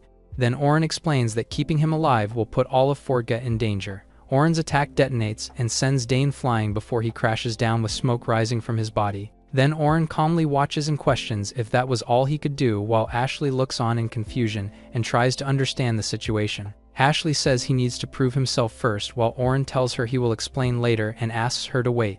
Then she hesitates as she looks at him unsure, while Dane weakly begs Oren to save his grandma, making Ashley realize something is wrong, as he is not acting like Bezok. Oren asks if those are his final words while gripping his weapon. Then Ashley suddenly shouts his name as Dane weakly says he is tired, and Oren swings his arm to launch the blade which slices through the tree, while Ashley rushes forward as he lowers his head in silence. Ashley stares in shock as she calls out to him, while Dane lies motionless on the ground. Then Oren lowers his gaze and apologizes before kneeling beside him and pressing the blade into his body. As Dane questions what he is doing, Oren relaxes slightly and says this should be enough proof, while Dane lies still without reacting. Then Arkin, Aline, Anbu and other Fortka members suddenly appear above them as Arkan warns him not to move. Anbu warns him not to worsen the wounds and places his hand on Dane to release healing energy. Then Dane weakly recognizes Fortka as he struggles to breathe, and his vision fades, while he sees them standing there and recalls his grandma. He lies still as the healing spreads across his chest, while someone holds his hand, and he apologizes for making her wait, then says he will not slow down anymore as the scene shifts to the quiet forest, and he promises to keep his word. Anbu forms a glowing sphere of energy and kneels over Dane, saying this is all he can do. Then Oren agrees while holding his weapon as he questions if they need to go this far, while Arkan tells Aline it is already over and to respect Oren's decision. Aline exhales and agrees to let him proceed while Oren thanks them and ignites his weapon, then expresses his gratitude as he prepares to act, but Dane suddenly wakes up feeling his body ache as he looks down in confusion and questions if he is okay. Dane looks confused as someone calls out to him. Aline tells him to look beside him. Dane turns and notices Oren lying on the bed. Oren wakes up and casually greets him. Dane points at him and questions why he is here despite being the injured one. Then Aline explains it is Oren's ability that restored the dagger damage as he pauses before asking his intent, while Anbu questions the sudden attack and healed wounds. Oren sits up saying he was about to explain while questioning his own actions. Dane stops him and says there is something to ask first, then questions why he has the power of Asura as the scene cuts outside, before the door opens and someone calls for Grandma while he notices the mess and tells her to clean it up. A stack of books shows their progress as Feji agrees and says he has figured it out, while Granny warns it is still too early but dangerous if revealed, and he listens before smirking and finding it enticing. Anna explains that the mark is a vessel-creating symbol, while Ella asks her to simplify it. Then Anna says it prevents rejection during transfer and clarifies it alters another body, before Ella concludes, the spell failed, but the body is still transformed. Anna says the power belongs to Asura and confirms he cast the spell, while Ella adds there is only one on the continent, revealing that Asura is Surdan's leader, Bazuk. Then the scene shifts, as she sits on a rooftop and questions if he killed her brother. She recalls Nirk was attacked by Bazuk with her brother years ago, then falls silent before deciding they should meet him. Scene shift back to Hideout, while Oren explains they needed certainty and concludes Dane is not Bazuk. Aline explains that the person in Dane's body will be Bazuk if the spell succeeds. She stresses that Forga's fate depends on it. Oren explains the reason why they drove Dane to the brink of death, admitting that it was a selfish act, so he offers his apologies. Dane suddenly shares that he wishes he was stronger than Oren, prompting Aline's confusion. Dane replies that he doesn't care about anything anymore, realizing that he is too weak to save his granny. He says he doesn't want to make another pathetic request for someone to save Granny, so he asks Oren to help him.